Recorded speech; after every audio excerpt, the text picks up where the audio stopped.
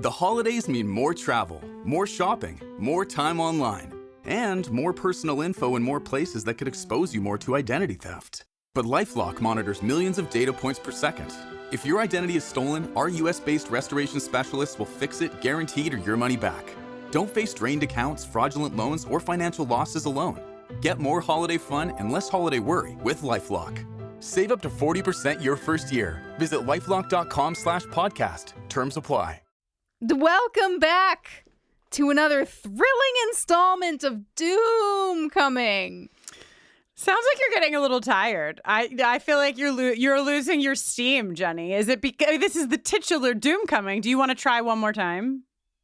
The food stores are low, Kristin. My energy is bottoming out. I can't use... I'm trying not to burn too many calories. I understand. The grubs can only take you so far. It's true. The grubs that I felt. The grubs that I mentioned.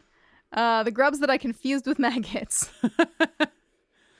Today we are talking about, as you mentioned, Season 1, Episode 9, The Titular Doomcoming, which was written by Amani Rosa, Ashley Lyle, and Bart Nickerson, directed by Daisy Von Scherler-Mayer, and originally aired January 9th, 2022. This is the one. Are you ready for this shit? Are you ready for this fucking description? I think so. This is the one where, according to IMDb, you are cordially invited to the Doomcoming. On the brink of death, the Yellowjackets opt to throw one last rager before careening into oblivion. An increasingly paranoid Shauna struggles between keeping her cool and being Shauna.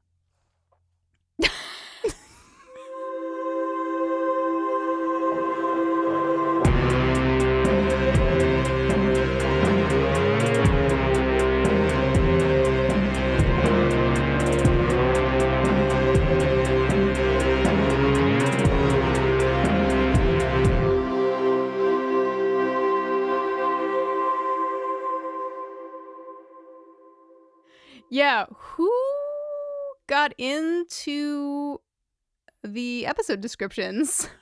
Who gnawed their way through the Ziploc bag and got into the stores of narrative overview? Honestly, I think that at this point, I can't really tell, but I think that at this point, the IMDb descriptions are pulled from like the Showtime descriptions. It's almost like when we put a podcast up, we have to write like a summary and then a full description. And I feel like, you know, for like shows like Buffy the Vampire Slayer or shows that we talk about that aired in the 90s, they like had to write the descriptions for IMDb because there was no digital, unless it was pulled from TV Guide. Like there wasn't a place that you would find them. But these, I think they just pulled from the same place because a lot of times when I watch it on Showtime, it's like the first sentence is in the Showtime clip, but not the full thing.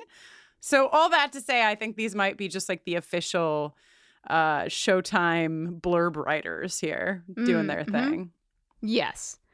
Speaking of increasing paranoia, I would like to take a moment to recommend to our beautiful listeners a new little thriller that I just saw called Bodies, Bodies, Bodies. Oh, that's on my list. It rips. It's so great. I thought you were going to tell us more, Jenny. Is it about bodies, or should we go in not knowing anything? It's about a group of 20-somethings who are having a hurricane party at one of their parents' mansions. And they decide to play a little game called Bodies, Bodies, Bodies, which is sort of like Werewolf. Oh, Werewolf. Wow. That's been a long time since I thought about that game. So it's that kind of game. Okay. But then, oh no, things take a turn. And that's all I'll say. It's, I can't stop thinking about it. It pleased me greatly. Oh, I'm so glad. Yes, it's been high on my list to watch. So now I'll move it even higher. I remember going to a hurricane party with you one time, Jenny, and I remember it because you drank one hurricane, the cocktail that was being served at the hurricane party, and I believe you were on your back laughing hysterically, drunk as a skunk from that one hurricane. It really stuck with me. It really did. I'm a very economical drunk. She's a cheap date. I am. So, today I wrote the show notes. There's a first for everything, kids.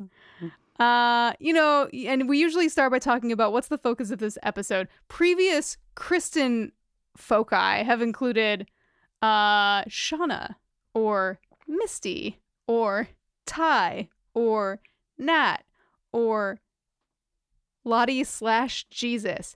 I would like to put forth that I think episode 9, Doomcoming, the theme, is illusions. The songwriter has entered the chat. Some old ones are crumbling. Some new ones are being raised or emerging. Ooh. There's some walls are coming down. Some walls are going up. There's a lot going on. Yeah, it does. It really does. I liked this. I did read the show notes before showing up to the taping, listeners. So I saw this and I was thinking, like, this really is, it's not that we've got no crossover between 96 and 21. Like, clearly they've been drawing the parallels for us. They've been setting them up. But it does feel like for the girls in 2021, their walls are like their boundaries between their 96 reality and 21 reality are like deeply shattering. Shauna's top amongst them. So yeah, great job. Illusions, the theme of episode 9. So come with me now, if you would. Okay, Andrew Owens Young. To what the hell? Did you like that? Owens Young. Disgusting. To a magical year known as 1996. Our little friends who are in the woods, they're so hungry that they're digging up grubs. I've never seen this density of grubs in a dig site before, but then I guess I've never gone looking, really. Well, yeah, and like, I don't know why I believe this to be true, but I feel like the further away you get from like a populated place, the more grubs you would find under the ground. Can any of our grub experts please write in and let me know if the less people there are, the more grubs there are under the ground? I would like to know if my theory holds any water. Well, nobody's laying down any grub killer in the forest. I can tell you that much. Yeah, I think it's just like it feels undisturbed. Like the grubs have just had years, centuries even, to like form their little whatever grubs live inside of. Oh, yeah. Van eating her grubs sad in the corner is the saddest thing I've ever seen in my life. Like, I had once on tour. Actually, Jenny and I both have sad tour eating stories. But mine, I remember I was really sick. I was somewhere in the Midwest. I was staying at like this hotel that wasn't really a hotel. It was like when a college takes dorms and like makes a couple of them into rooms that they'll like, let their speakers stay in or whatever. It was like very linoleum everywhere, overhead, sort of like fluorescent lighting, and I was sick and I was so tired, and it was one of those situations where we had been driving. All of the restaurants in this particular town were closed. There were no stores that were open. We were exhausted, and so I wound up just eating cold soup out of a can in the bathroom while I was like running the hot water so I could also breathe because I was so congested. It was my sad eating grubs in the corner after a wolf attack moment. And Van reminded me of that. I mean, everybody looks pretty miserable in this scene. They're all not happy to be eating grubs. I can't believe you're not going to tell your sad tour eating story. Whatever. Oh, sure. Okay, sure. I was in Belgium. It was both Thanksgiving and my birthday. Every like 6 years or so, my birthday is on Thanksgiving. I flew in and landed at a very late time, and there was nothing open once I got to the hotel. So my Thanksgiving/birthday dinner was one thing that's nice about Belgium is that in their vending machines, they have waffles. So I had a vending machine waffle for my birthday Thanksgiving dinner one sad night long ago. Thank you. I just felt like we were watching everybody eat really sad grubs. I wanted to both commune with that experience. Luckily, neither of us have ever eaten a grub. Luckily. You know who else hasn't eaten a grub? Jackie. Jackie's ready to die, like, partying. You know what I mean? She's like, bring it. Let's get shit-faced and die, people. I'm not eating a fucking grub. She's ready to be literally any character on The Vampire Diaries. She is a teen who wants to die. She's run out of Argyle and fucking vests, and that's it for Jackie. That is it. It's done. Yeah, she says, what's the point? So we get basically Mari. I've got to tell you, I was just talking to a couple of friends of mine who also watched Yellowjackets, but like most people, I think they watched it one time, you know, and you have like certain reasonable. Right. You do certain characters who you like, clearly you're like Shauna. Everybody's like, yeah, Shauna. And so we were talking about like which characters we most identified with. And I was like, Mari. And they were like, who? And I was like, no, I know, right? Because like the first time I watched it, I was like, Mari? Like I just didn't. There was so much happening with the other girls. Like it's like there's 3 levels. It's like there's 3 circles. Like the inner circle is like the girls we know lived. They get like the most focus. And then there's like Akila and Mari. And I feel like really Akila and Mari occupy that space where they're like they're like not. And then like at Doomcoming, I was like, who's this girl? Who are these people? Yeah. All the red shirts come out to play for Doomcoming. Yeah. But anyway. Mari, again, just really resonating with me, is like, listen, I put these fucking berries in a jar. Pretty sure they're alcohol now. You guys want to get shit-faced? I'm like, Kristin, once again, this is me. I am Mari. Yes, and how convenient everyone has formal wear because there was going to be an awards dinner. Yes, love These this. people got so many fucking outfits. Oh my God, Coach Ben in his little suit that he ties up around his half leg. Just the cutest man. The cutest man. He's a cute man. But yeah, they do a little idea generator in the cabin while eating grubs. What should we call that? We should party. We should get drunk. We should have like a dance for dying. We should celebrate dying. Yep. It is homecoming time at this point. Someone says moon homecoming. Thaisa says more like doom homecoming. And Lottie's like, let me tell you what, it's doom coming. And then lightning crashes and the rain starts to pour and a wolf howls in the distance. Oh, Nat is so stoked. I love how excited. Like, Nat could not have given a fuck until it got titled Doomcoming. And she's like, oh, shit, yeah. No, now I'm on board, guys. I'll put my makeup on for this thing. One thing that I enjoy about Ben, apart from the suit that I skipped ahead to, is someone asks if it's safe to drink these berries. And Ben says, do we care? Nice. Nice, Ben. Ben and Jackie Correct. starting to align in their interests. I love it. So, you know, the first thing you want to do when you've decided to have a party is get a little arts and crafts shack going. I'm so excited. Get all your leathers and all your feathers and all your gold coins and emblems and your hot glue guns probably and your strings and streamers and whatnots. I'm so excited for them in this moment. It's truly like they really are having more fun as they get closer to death, which I think rings true, generally speaking, you know. They figured it out. Let's just get shit-faced and do arts and crafts. This is what they should have been doing from the jump. The whole time, from the beginning. Absolutely. Totally. Van is still it's so sad to see Van sad, because Van is definitely the character that's like gonna keep her chin up and like keep everybody laughing. She's gonna tell you about the latest fucking Sandra Bullock movie that's come out. And so seeing her so sad and so isolated is especially upsetting. And it only gets more upsetting, but in a good way, when Thaisa uses her time making arts and crafts to make Van. So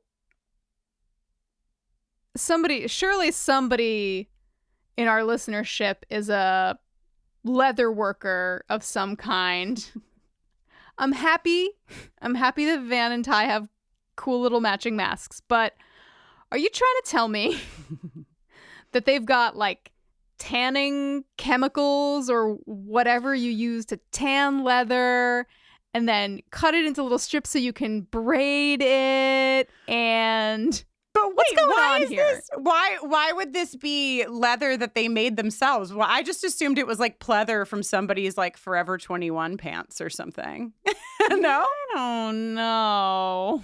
Or like I assumed it was things that existed. But also, yes, No, I Jenny, got the distinct impression that these are supposed to be craft materials that have been sourced as things that have later Mari is wearing a fur capelet that definitely came from allegedly something they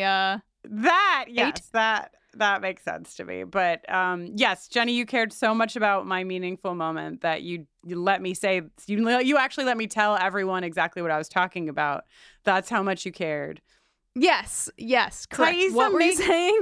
Thaisa makes Van a mask so that she has something to cover her scars. And, she's just been feeling like shit and really self-conscious about her face and everything else. And it's really lovely. These two, I think, have just an episode that's very powerful for viewers who are like me and queer and have been waiting a long time to see like very meaningful relationships between queer folks. So I just like it. I just think it's really lovely and nice. I'm sorry I interrupted you, Kristin. That's okay. That's what happens when you make the show notes, I stand vindicated. Travis is teaching Javi how to tie his tie. That also kills me. It's very sweet. That's very cute. Also kills Natalie, who's watching and is falling in love with Travis. Misty makes a little boutonniere. And she brings it to Coach Ben and asks him to be her date. And she says, I know I'm not pretty. Where have we heard this before? I know. When I first watched this, when we watched this with the group, I was like, holy shit, that's exactly what she said to What's His Bucket on her date. So I was watching it really closely this time, and I was like, wait, but I think she actually, I think this is the source of it rather than Misty just being fucking Misty from the jump. I think she might mean it here. And you know what I mean? I don't know. I have to do more thinking about it, but if you watch her say it, it's I think she might mean it, but it works. And I think in the mind of Misty Quigley, then she puts that in a little drawer somewhere. That's oh, I told this cute boy I like that I know I'm not pretty, and that's what made him. Say yes. Say yeah. Say yes, we can go together, but only as friends. And Misty's like, good enough. I can work her with little that. overalls and sweater. Somebody in the chat said she looked like a little Cabbage Patch doll, and I hard agree. Somebody on Reddit said that she looks like a female Chucky doll, which I think is closer. Also true. Whatever she looks like, she is sincerely beside herself, so happy that Ben has said yes. And, as much as we know Misty, it's hard to not be happy that she's happy. For a minute, I did have a moment of feeling happy that Misty was happy. Okay. Yeah, what could go wrong here? Nothing. I can't think of a thing. Special shout out to Shauna's little head piece, her little flower crown that she's made. It is gorgeous. And maybe she did. I don't know who made it, but it looks amazing. I think it wins the award for the best use of forest leaves and branches. Wow. If there are superlatives at this Doomcoming, I'm giving Shauna best use of bark and leaf. Yes. Very, very nice. A lot of needle drops in this episode, Jenny. Oh? Yeah. Well, we've got this one. What is it? Well, we've got a little collective soul, the world I know montage. I'm starting to feel, I don't think you're going to like this, but I feel like as the show progresses, the song placements are starting to feel less and less tonally connected to what's actually going on and more just like, here's a song that we really like from this time period that like is in this sort of like ballpark, I guess. But, you know, maybe the mid-90s were also a time of less. It's not like, I think people weren't like, for example, writing for sync specifically as much. The radio was like largely dominated by, I think, music that like a lot of music that went in, at least in the top 40 realm, that when we analyze it today, it feels more sort of like randomized and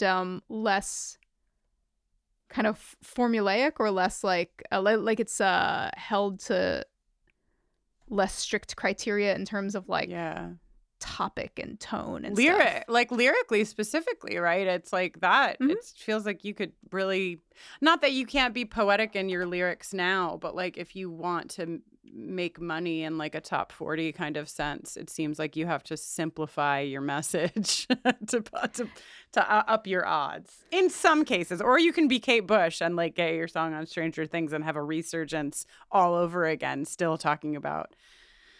Sure, you could be one of the, you know, most important musical artists of the last 40 years and then have one of your biggest hits become a big hit again. Sure, lightning could strike that tree stump twice. Well, but I really did mean Kristin's that. guide for aspiring musicians. No, but I mean that specifically because it's like that song would have not. I don't think that song would have been written for Stranger Things, right?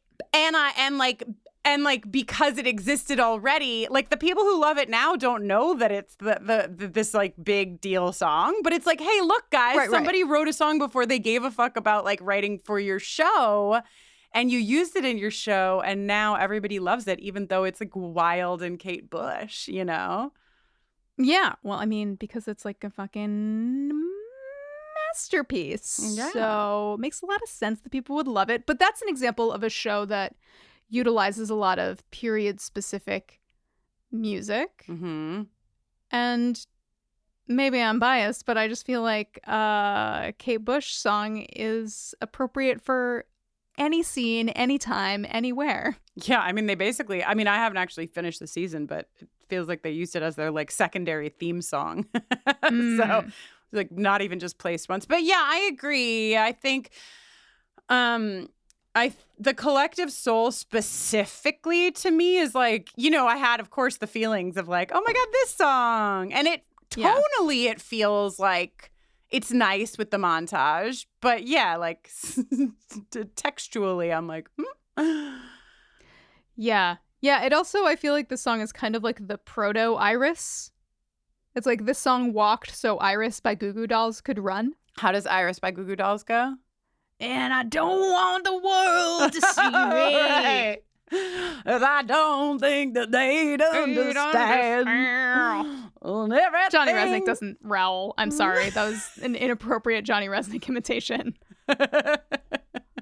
I just want you to know who I... Okay, so... I just want you to know who he is. During this collective soul song, Misty, we find out that there's a medicinal... Or there's like a trapper-keeper... apothecary situation. Yes. Dr. Misty's good time trapper keeper.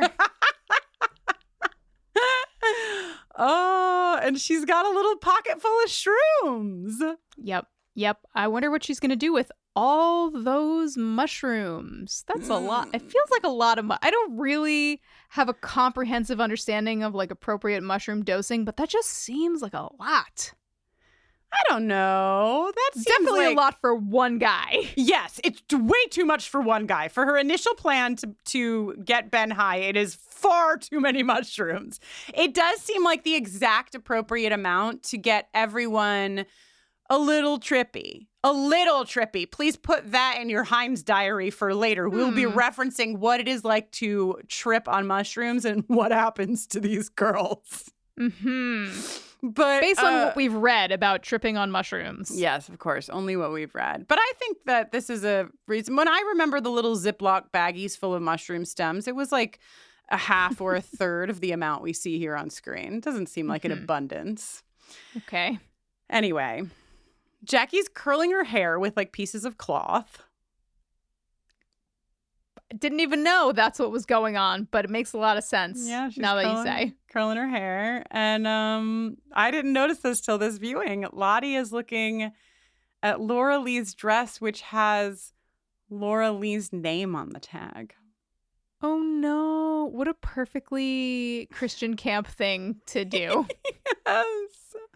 Laura Lee. Oh, no. R.I.P. Laura Lee. Laura Lee would not have been down with what goes on in this episode. That's why she had to explode last week. Oh, my God. She would have been so upset. This is totally beyond unethical, what happens. We'll get there. Other party preparations going on. Shauna discovering she cannot zip her dress because she is pregante. Pregnant. Misty gets a little makeover from Jackie. Jackie has, I'm a boy. Is this a caboodle? Oh, yeah. I have in all caps in my notes, this caboodle. Okay, good. Caboodle. I was pretty sure, but I'm happy to have confirmation. For our younger listeners, although maybe if you're a younger listener, the caboodle has come back around again, so we just all know what a caboodle is. But it was an invention of the 90s, really, where it was like a toolbox, but for ladies. Yes, the tools of beauty is what it would contain. Oh, I wanted a caboodle. I eventually did get a caboodle, and when I tell you, it was like one of the best days of my whole life when I could. And I mean, I'm still this person. Like I could not have been happier than like organizing all of my little fucking shit things in these little compartments in this fucking caboodle. Oh my God, just beside myself with joy. Wow, you sound like me with my little workbench in the basement, laying out all my little screwdrivers and my little wrenches. Truly, I mean, I think like let us know if this resonates with you, but like I think Jenny, you and I have some really overlapping satisfaction points, you know, like we love to organize and, you know, have things in order and what have you. And I feel like if you were like this, then your childhood probably, regardless of if you had like a toolbox or a caboodle or what the fuck you had, probably echoes this. Like I didn't really play with my Barbies. I kind of just like changed their clothes and reorganized their house. You know what I mean? Like that was my primary form of play. Was simply organizing. Anyway. This makeover, I would say, you know, Kristin, have you seen this meme format going around lately that has to do with Ali Sheedy's makeover in The Breakfast Club? No. Okay, well, basically the premise is she starts out really hot and then she gets a, quote, glow up, and then you're like, ugh. Yeah, I can picture it. Why is she wearing pink? I feel weird. I feel like Misty's makeover is similar. It's sort of like, whoa. Yeah. Yeah, but she's happy. I mean, but also to nobody's belief, so is Ali Sheedy in The Breakfast Club. No one believes that Ali Sheedy's character. Yes, finally. Finally, I'm a woman. Misty is asking Jackie for a little like Ben advice. She's like, I think he's afraid because of its society and its rules. And we're like, we think he's afraid because you poisoned him and tripped him on purpose. And even though no one knows, you also literally destroyed the black box in the woods. So, oh my God. Yeah, but sweet Jackie, I love Jackie not giving a fuck. I love it so much. I will love it for the rest of this podcast episode taping because, she's good. The shit that comes out of Jackie's mouth this episode makes me so happy in so many ways. But this is a really nice one. She said, like, Misty's asking for dating advice and Jackie's like, you deserve someone who wants to be with you. Look, you're beautiful. That's so nice. That's like the nicest anyone has ever been to Misty. She also says that her mom says when a girl sets her mind to it, there's nothing she can't get from a man. Yikes. Jackie's mom. Okay. Also, the 1-2 punch of then Misty's mom being like, the way to a man's heart is through his stomach. I'm like, oh my God, Misty literally combines both of those things. She's like, through his stomach, I will put mushrooms, and then I will get exactly what I want. Fuck. Oh my God. Okay. All right. So, Lottie lights a candle. Let the doom coming begin. They've hung up a piece of the plane's body for Javi to strike like a gong. My note is, but also a gong? The thing is that everyone starts coming through this like arch that they've made, which seems to be, it's like streamered, and it's like, is that toilet paper? Because A, how do you guys still have toilet paper? And B, if you did still have toilet paper, wouldn't that be like a little bit more of a precious commodity? Yeah, same note. I was like, what else could this be? Because certainly they would not use. As folks who have lived through the pandemic onslaught of 2020, we are aware of how high a value toilet paper carries. Would we have? But also, Jenny, counterpoint, they think they're about to fucking die. So they're like, fuck it.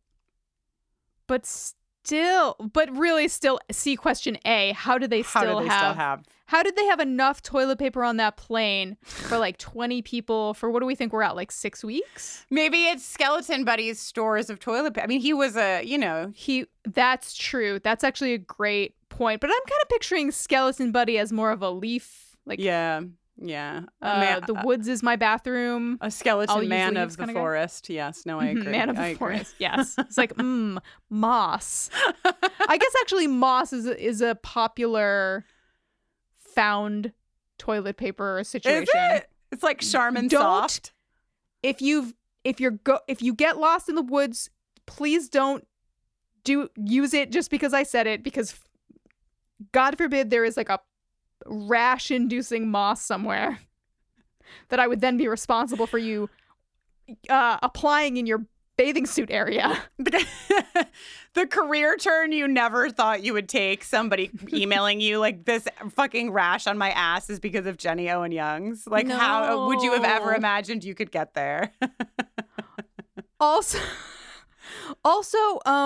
they have all these like torches that are just burning again, maybe Skeleton Buddy had, what do you need, kerosene or something? You like soak a rag in kerosene and then it like burns for a while it's like wrapped around a post. But how did they do it in Lost? They always had burning torches. How did they do it in olden times when there was no gasoline? Well, burning torches seem like they go way back.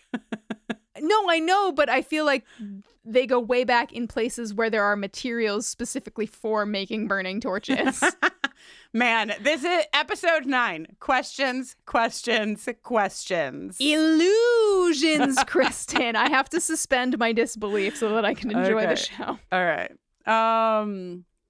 Okay, so here we are.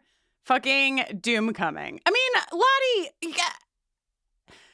I feel like they just get to the party and Lottie's like, can we have a moment of silence for Laura Lee? And I'm like, I'm all about a moment of silence for Laura Lee, but we just got here. Could we have a minute before we have to remember our friend exploding? Or could we have had the moment of silence before you banged the gong? Before people started like voguing through the toilet paper arch. Yes. Okay. I know what I do in most social situations where there's alcohol. start singing Kiss from a Rose. It is a surefire way to get the party started. Mm-hmm. Wouldn't you agree, Kristin? I would. As a matter of fact, I think for all of our doubts about collective soul, this is a absolutely perfect music placement for this scene. This is truly Kristin. Authentic. Lottie starts singing ba-ya-ya-ya-ya-ya-ya-ya. Mm-hmm. Then everyone starts joining in the sing-along, which is so powerful that it actually summons, it conjures the recording of a famed recording artist, probably Grammy-winning recording artist, and former spouse of Heidi Klum, Seal. The husband of Heidi Klum, Seal. Well, I mean, Kiss from a Rose is an incredible song and an amazing recording, and it lasts and lasts, and I think it will keep lasting. But also, he is the former husband of Heidi Klum. Yes. This is actually true magic. If you start singing Kiss from a Rose in the woods with more than 3 other people, it will summon the vocals and instrumentation of the original song. It is a proven scientific It's fact. like Bloody Mary, except it's Seal. It's for fun, not horror. Yes. So the thing is, everyone, you know, when you go to a dance, you're looking for 2 things: punch and stew. Stew and punch. Everyone Jenny. is slurping down the rotten berry wine and the shroom stew.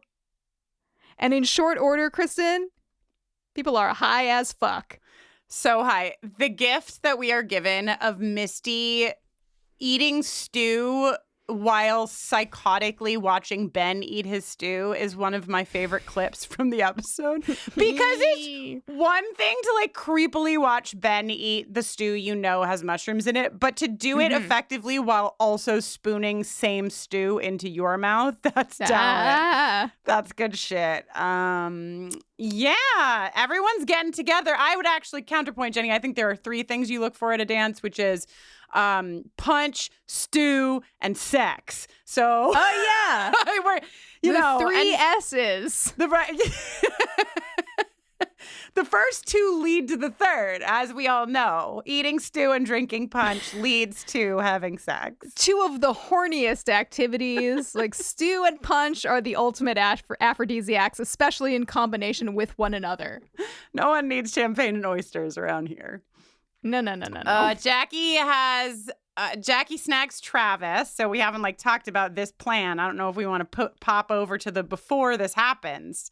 Yes, the thing is that Jackie doesn't give a fuck about anything anymore, and she has decided to fuck Travis. That is number 1 on her to-do. Number 1 on her to-do list is to not give any fucks, and then number 2 on her to-do list is Travis. I had written down Jackie has ran out of all of her fucks to give except for the one she has left for Travis. To give Travis. Yes. This is great. I am telling you, as somebody who has had a handful of periods in my life where I have not given any fucks, some of the best shit in my life has come out of those times. This is good energy. Live your life, people. You know what I mean? I remember I had a job that paid me a lot of money, and I was like, I hate this fucking job. And I ran out of fucks to give. And I walked into my boss's office, and I was like, I cannot give a fuck. And he was like, what can I do for you to make this better? What? Said what? Sometimes not giving a fuck has positive results. Wow.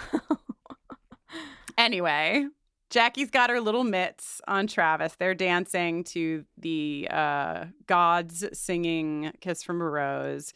Van and Ty, still being cute. They arrive and they kiss immediately. They've been, Van has wanted to be public about their relationship. Taissa has not been ready. Taissa is fucking ready. She cut off all her fucking hair, made masks, and they fucking make out right there at prom. I mean, Doomcoming. And then everyone applauds, which I can confirm is definitely the kind of reception you could count on when kissing a girl in public in 1996. Everyone was just like, yay! This rocks! Hooray! I actually buy this.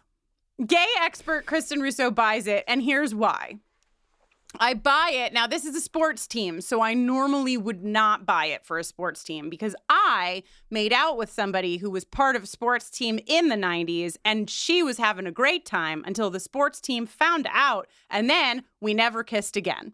So that's the reality of what would probably happen. But here's why I buy it, Jenny. They're all about to die. And when you're about to die, you love Things matter less. You love seeing this. It's a happy time for everybody. Nobody fucking cares who's gay. Who cares?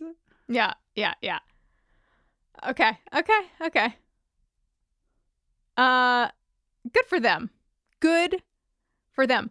Later, when the kissing escalates to Bonetown, USA, population Van and Ty, Ty really wants to look upon Van's face and takes Van's little mask off. And Kristin, you're not going to believe this. There must be a fucking plastic surgeon somewhere in these woods because Van basically just looks like she drew some squiggly scars with a red marker on her face. She's healing up so incredibly well. She is. And Jenny, we've talked about this before, and always from the vantage point of like, come on, guys. Like, there's no way that these scars would have healed up so quickly. But I was thinking about it, and like, what if the island doesn't want Van to die? Like, what if it's the island and not like poor decision making for like what if She's Ben checking to make sure you remember they're not actually on an island. Oh, I checking. remember. But by the end of this podcast, I hope everyone else has forgotten. But like, what if Ben lived to tell the tale of losing his leg to an axe from Misty without any antibiotics? And what if Van has like super healing? Like, what if there's something more here? Because otherwise, I agree. Otherwise, this is not realistic in any way, shape, or form. I mean, even if Van had healed, even if it had healed this much, which it wouldn't have, it would not have healed this well. This well and this quickly. Wow. Right. So I'm just like, I'm writing. I'm open to the supernatural possibilities. Just writing it in my Heinz diary is all I'm saying. Also, like, the fact that Shauna is still pregnant. Another, like, how? So, well, I'm writing it all down. Season 2, I'm ready for you. What do you got? Yeah. She's definitely not, as we've discussed, getting enough calories. This is a power. I'm sorry, but I have to be the one to like underline these powerful scenes between Van and Thaisa. They've kissed, they've come out, they're now literally fucking, and it's not stupid, and it's nothing bad. There's nothing bad about these two having sex, which I know that's a low bar, but kids, that's where we live, and I'm happy, and I'm gonna just say it. Okay.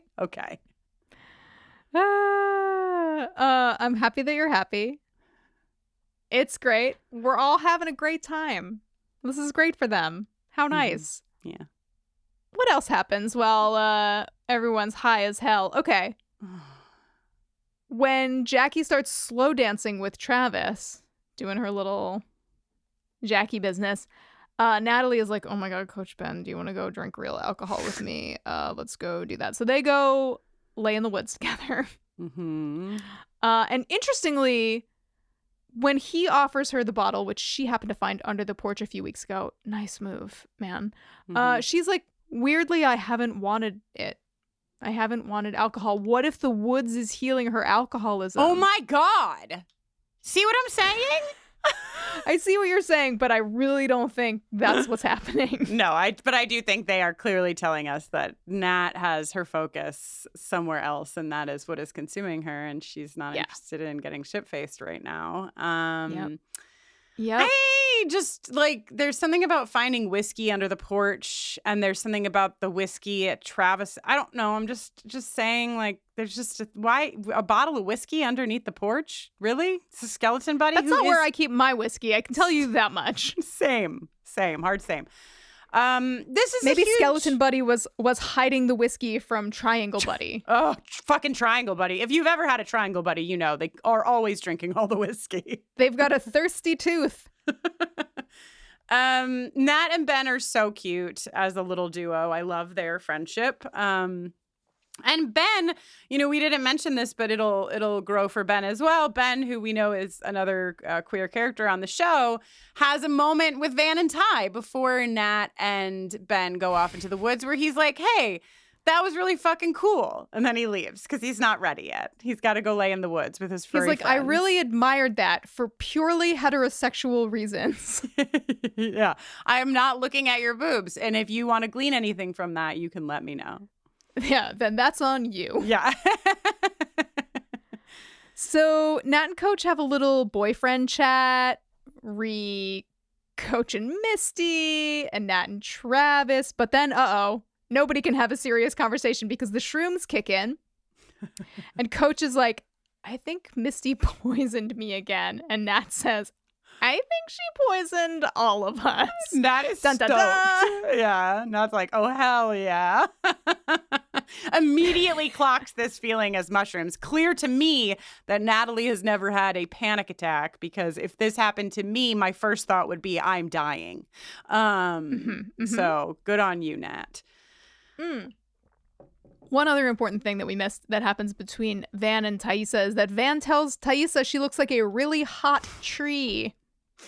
Don't worry, I'm going back to everyone being super fucking high. I would have never missed the really hot tree line. Yeah, because I start this in the woods segment with my caption of terrifying berry faces.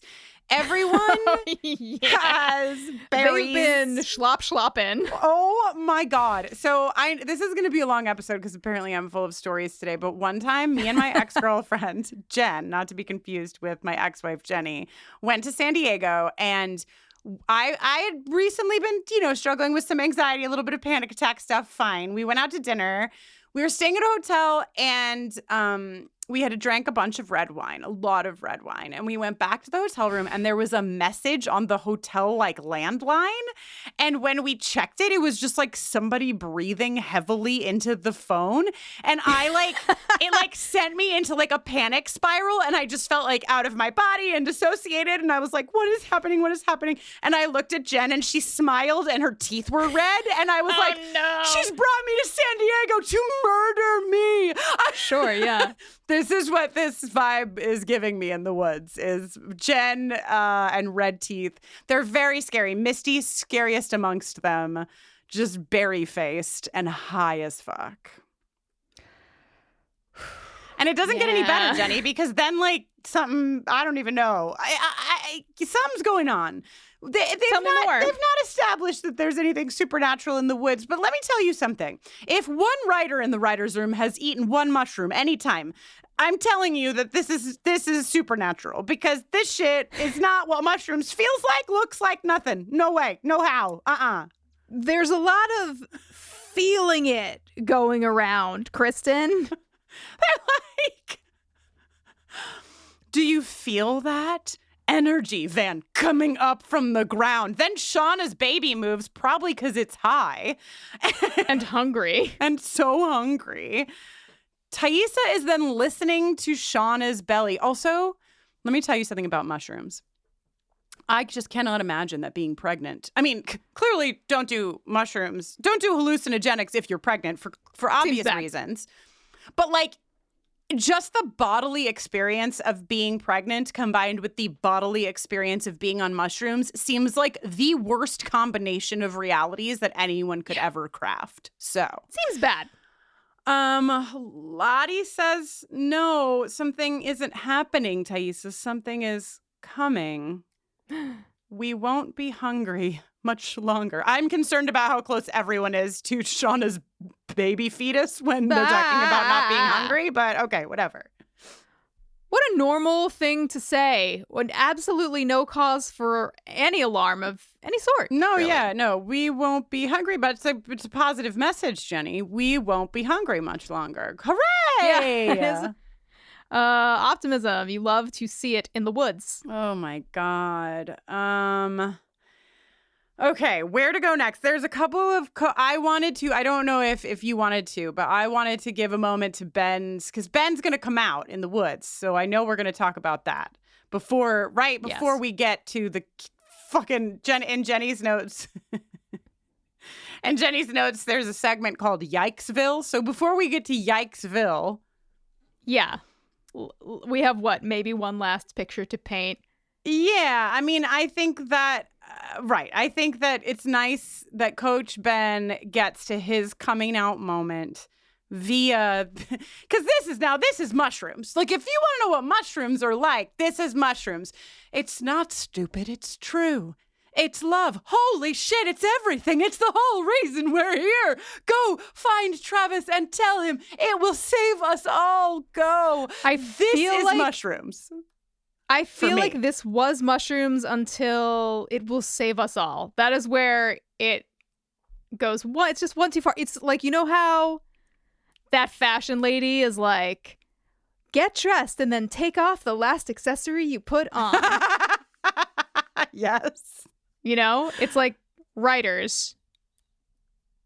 Delete that last phrase, I don't know. please. Maybe they've just had more mushroom trips like Kristin Russo than they have had like Jenny Owen Young's, because I definitely was very, very big and grandiose about my statements while on mushrooms.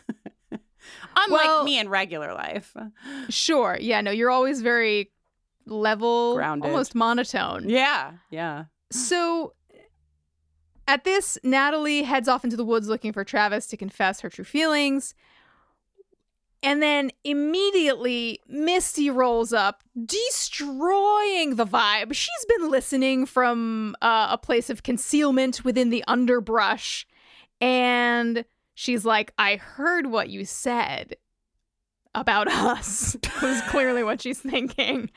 And she throws herself on top of him, and he's like, bleh! And manages to push her off. And he's like, I don't love you. I love Paul, my boyfriend. I'm gay, gay, gay, gay. Gay. Did you hear that, Mom, Dad, God, all my furry forest friends? I'm gay. They must have had a gay in the writer's room, because this is the coming out process. First you come out to Misty, then you come out to your mom, then you come out to your dad, then you come out to God, and then you come out to your furry forest friends. Yes, this is, I mean, you know, I wrote the book on it, Jenny, and this is exactly the order of events. Yes, I remember this chapter. Kristin, today, I have a new neighbor across the street, and I was stepping out of my house to go walk to the post office. There's a little trail through the woods by my house that goes over to the post office that I love to trot down, and there's a little pond back there.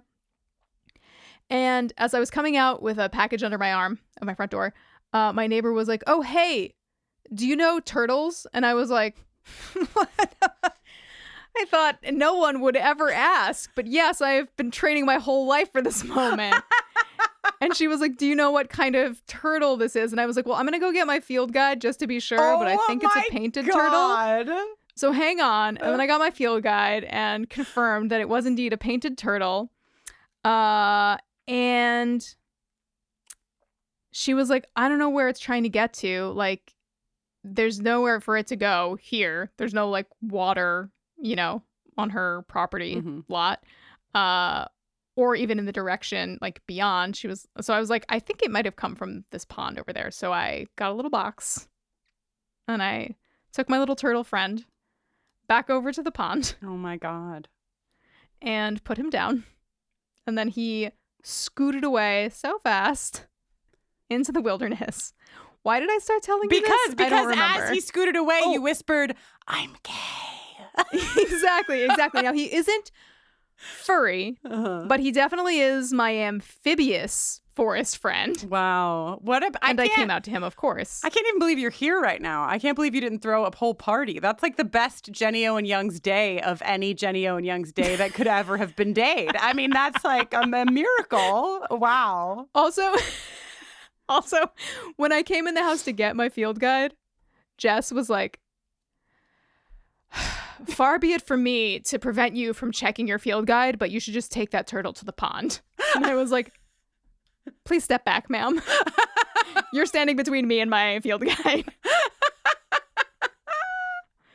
Wow, Jenny.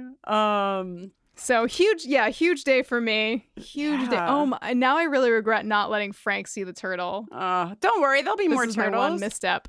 I saved a turtle here in Kingston, New York. Was it on the side of the road about to make a treacherous crossing? I feel like my entire childhood was almost exclusively made up with moments of my mom pulling over to the side of the road to pick up a turtle and move it to the other side. Do you know what kind of turtle you saved? No, Did you because check your Jenny, you weren't there, and I don't have a field guide to turtles. I do have an amphibious. I have like 4 field guides. There's like fish, amphibians, birds, and something else. So I guess I could have looked it up, but I was in the car, so I didn't. Oh wait, I'm sorry. Turtles are reptiles, aren't they? Wait, I don't know. I just said what you said. You're the expert. No, I know.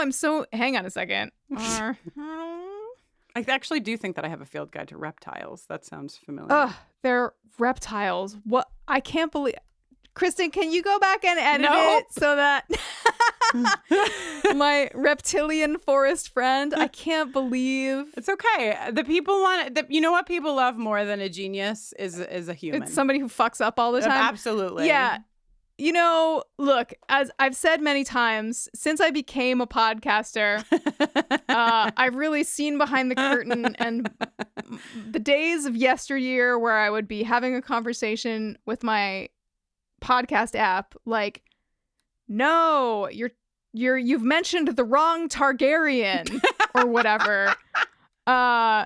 It's just a lot easier to listen to a podcast than to talk on one. That's all. Okay, if we ever do a Game of Thrones podcast, which we won't, it's going to be called "You've Mentioned the Wrong Targaryen."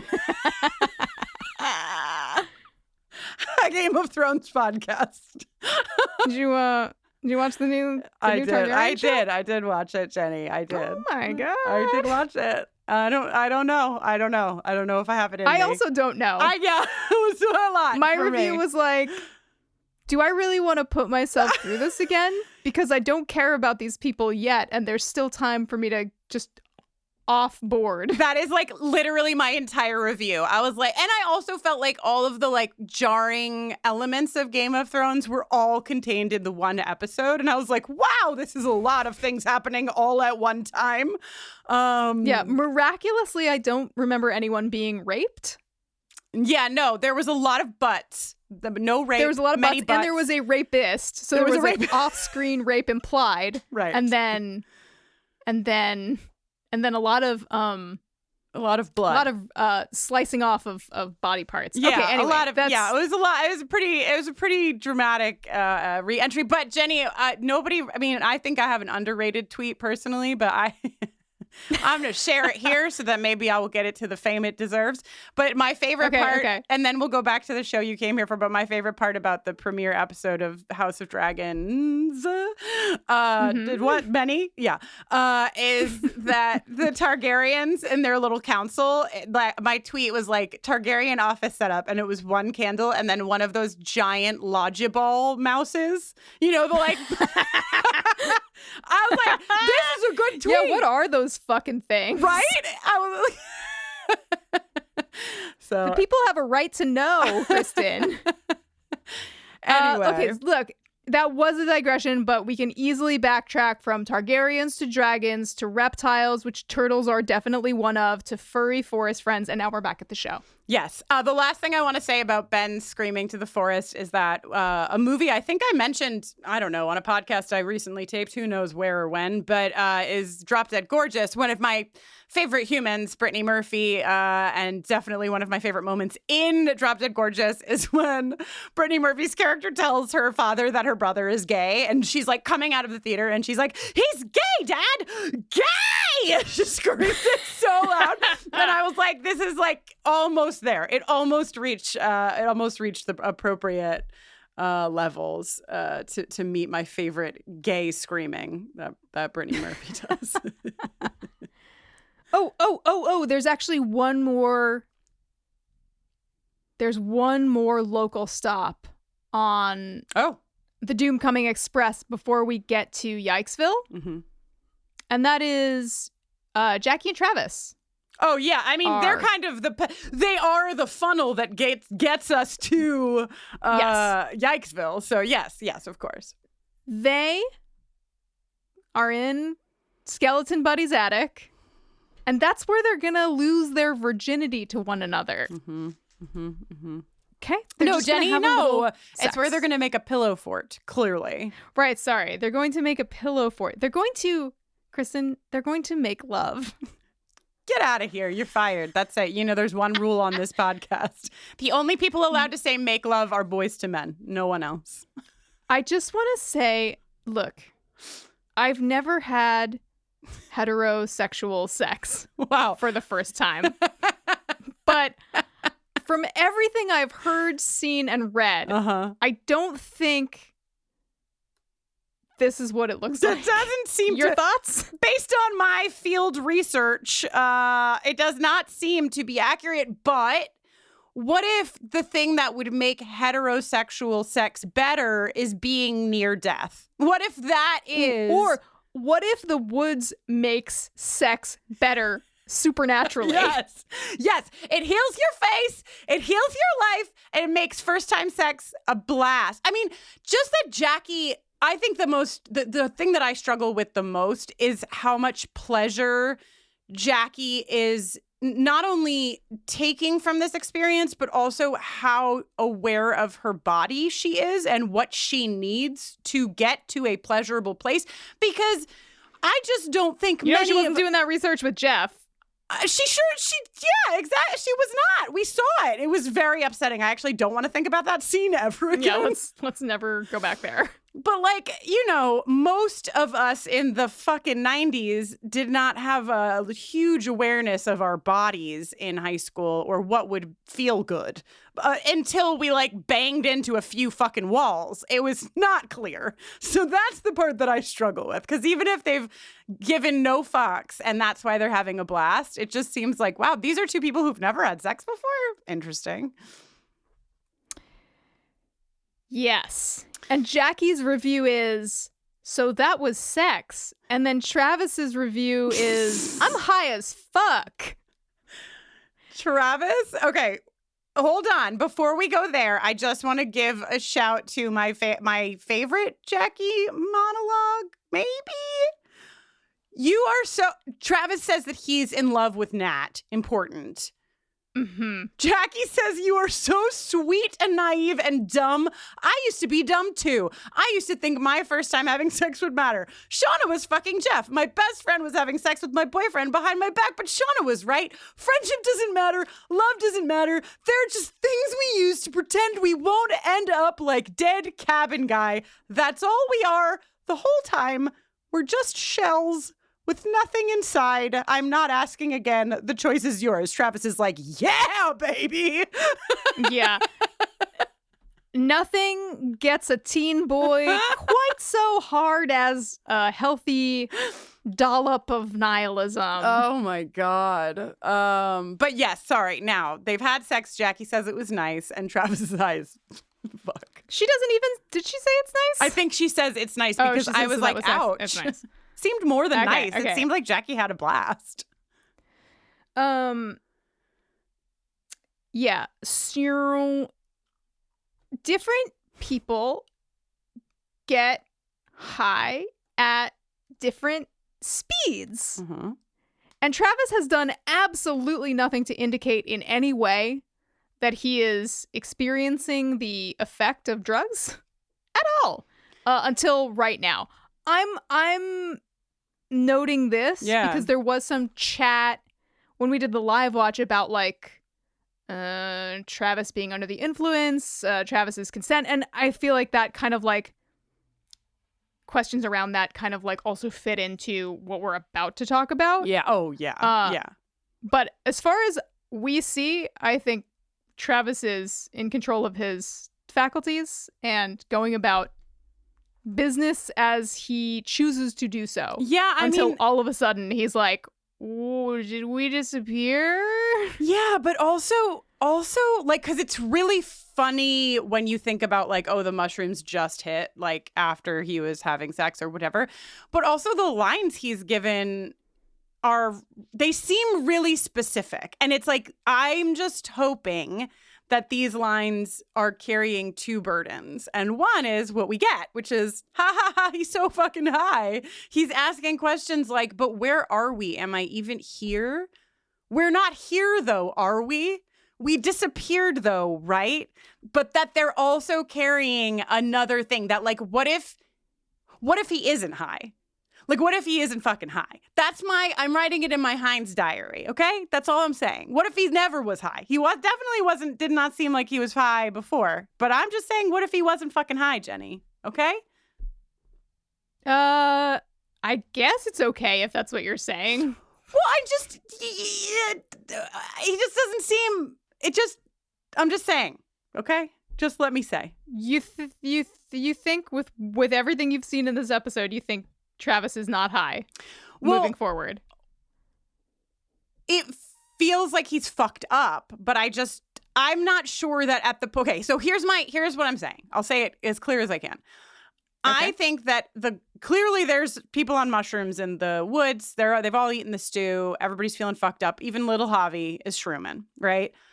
Mm-hmm. Then something happens when the girls leave the woods after they feel like there's something happening that to me is no longer, oh, these girls are just shrooming so hard. They're just tripping so hard. It feels like there is a definitive shift there in terms of like energy. And like, that's not mushrooms doing that. So I'm just saying, what if that shift has also impacted Travis? Because Travis, at the moment that those girls are howling in the fucking woods, ready to run back and say that like Travis doesn't belong to Jackie, he belongs to somebody else, is also the moment that Travis is saying, we disappeared though, right? But where are we? Am I here? We're not here though, are we? It just feels like maybe it's also something else, is all I'm saying. I don't know that. Like the woods is like it? Triangle Buddy.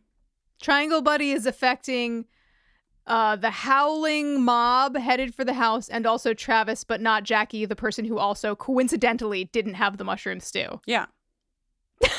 Okay. All right. Well, that's just, it's a theory. Good luck. Okay. Thank you. Sure. Thank you. Yes. Okay. But yes, I agree with you. I mean, again, everyone can have their own takes on consent, but I agree with you, Jenny. I think there's a big consent issue that's about to that we're about to happen upon, but I did not get that from the scene up in the attic. Right. So in storm the aforementioned pack of women who've been howling and cacaing through the woods. Because Lottie said that Travis doesn't belong to Jackie, so they're on their way to set things right.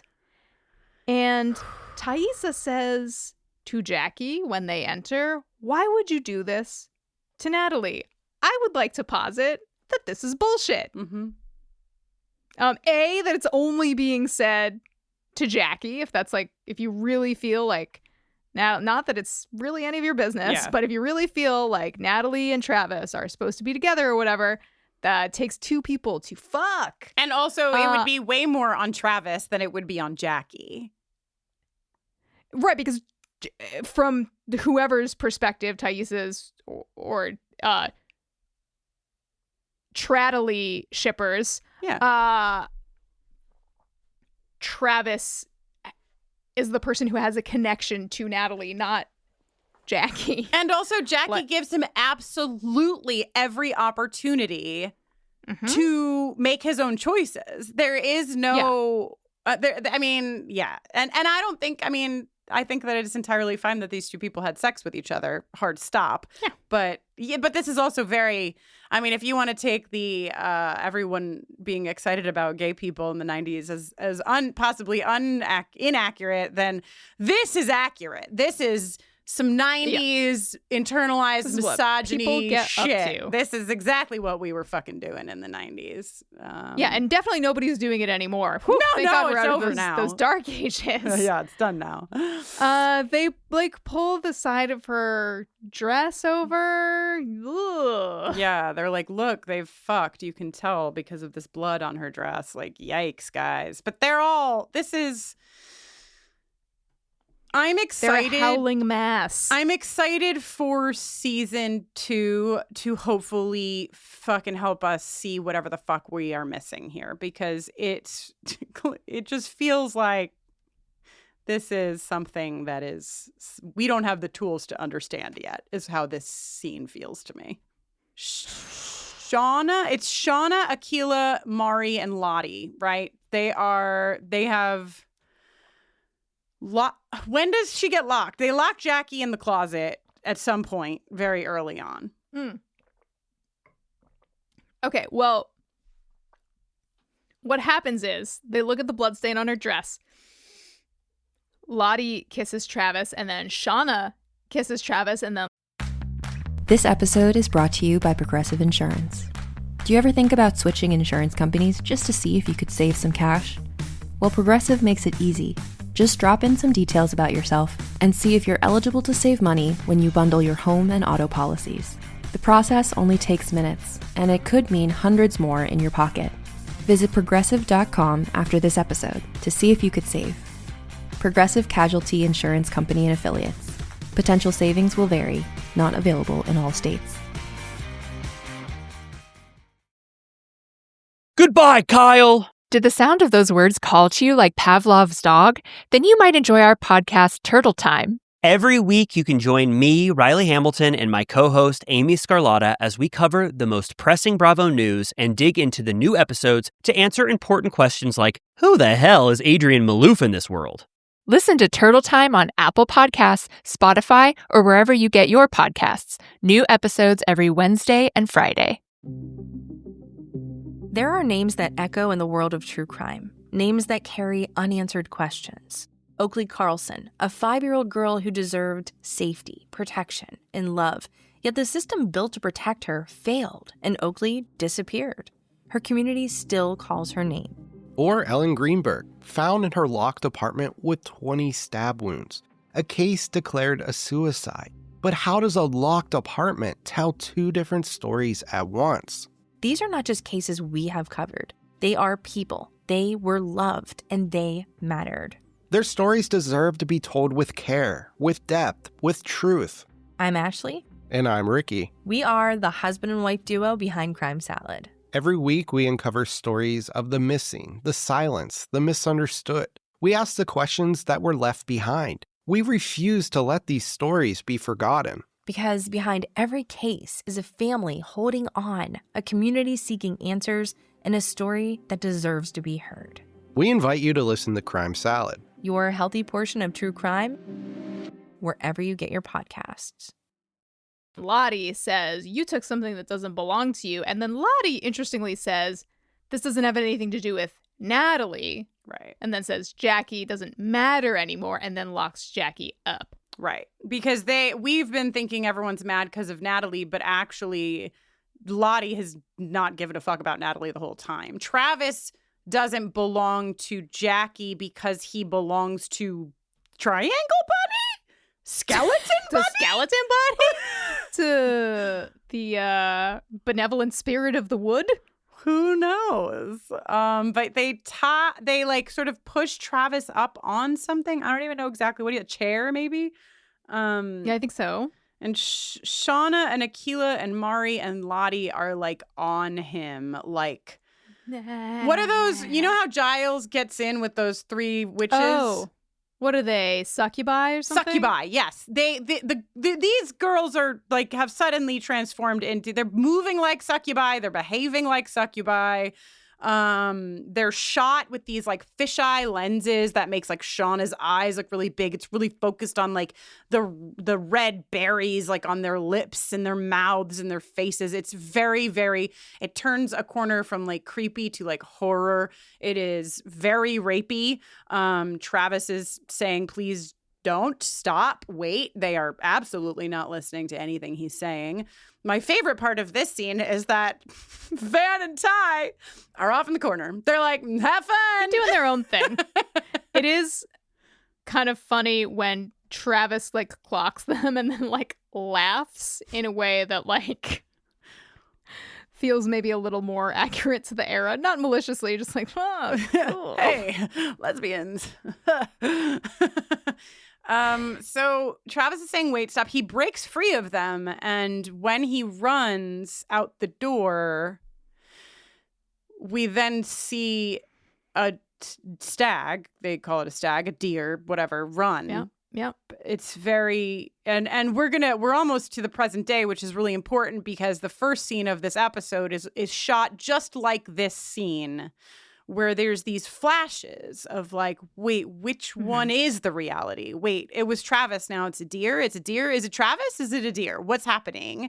I'd like to say again, if you have not eaten mushrooms, you will not confuse a person for a deer. That is not how it works. Okay, don't worry. You won't put a pine cone in anyone's mouth forcefully on mushrooms. That is. You might put a pine cone in your own mouth just to see how it feels, but you would not do any of this. Okay. So Natalie, en route to find Travis, happens to hear Jackie screaming from her place of containment and lets her out while the group of girls is running Travis down. And Shauna she has a knife to this boy's throat as Natalie and Jackie happen to roll up, and they stop her. Natalie's like, Travis, are you okay? He's like, I'm fine, and disappears into the woods. Which, like, understandable. I would be avoiding all women at this moment. For the rest of my life, probably.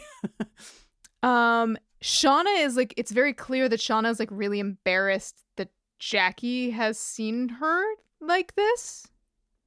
Yeah. She's like, Jackie, it's not what it looks like. Feels like she comes out of, like, she seems even like, what the fuck just happened? Like, yeah. Again, impossible to know from like just gleaning from facial expressions, but it very much feels like when Nat says, what the fuck are you doing?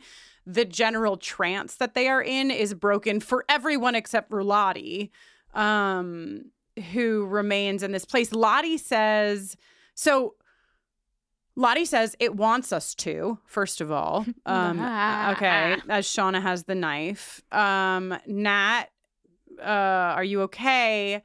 Travis runs into the woods and Lottie says, it's in all of us, you know, even him, even you. Then she laughs hysterically. Yeah. Also,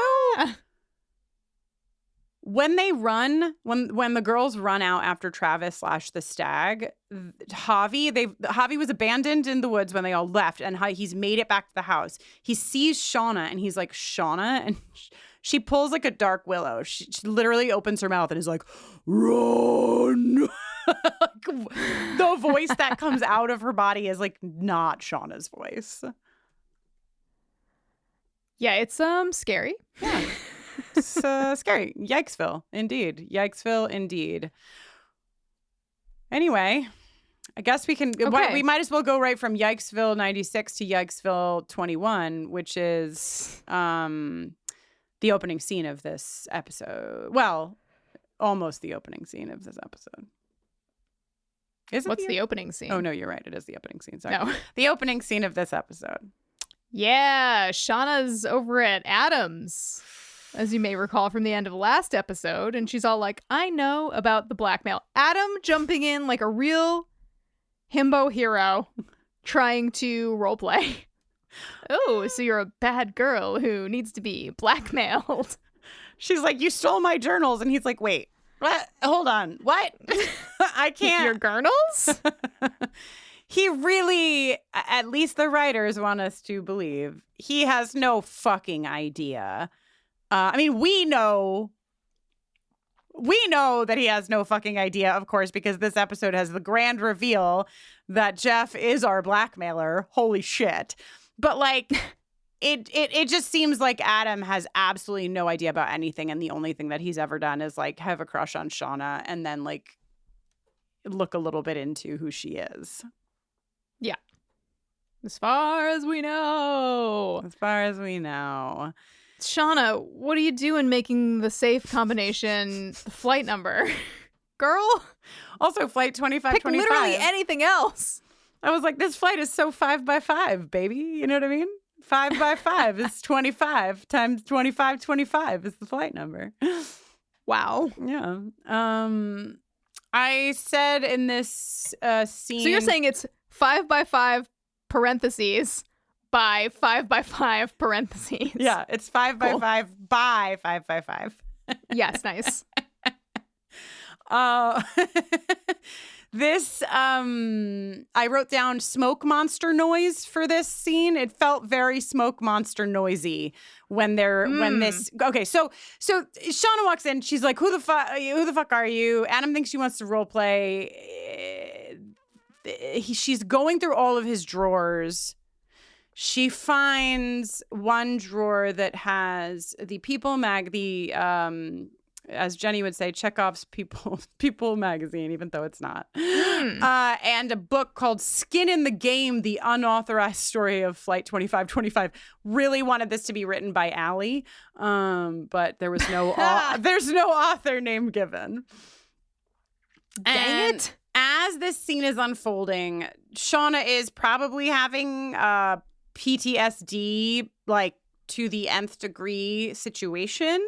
And the way they show that to us is with these really quick flashes of some clips we've seen, and I think some we haven't. A flash of a bloody corpse being dragged through the snow. Seen it. Yep. Check. They're eating meat. Allie's broken leg is in this, which I took particular note for because I was like, that's weird to be in here. That's interesting. Having teenage Jeff car sex, slitting a wolf's throat. Don't think that is something we've seen. Doesn't feel like any of our business. Is she choking someone on a plane?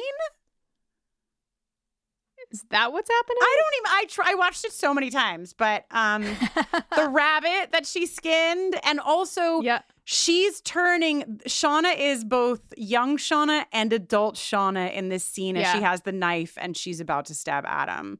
I think this is really a nicely shot scene. I like it a lot. Yeah. Great choices, telling us a lot.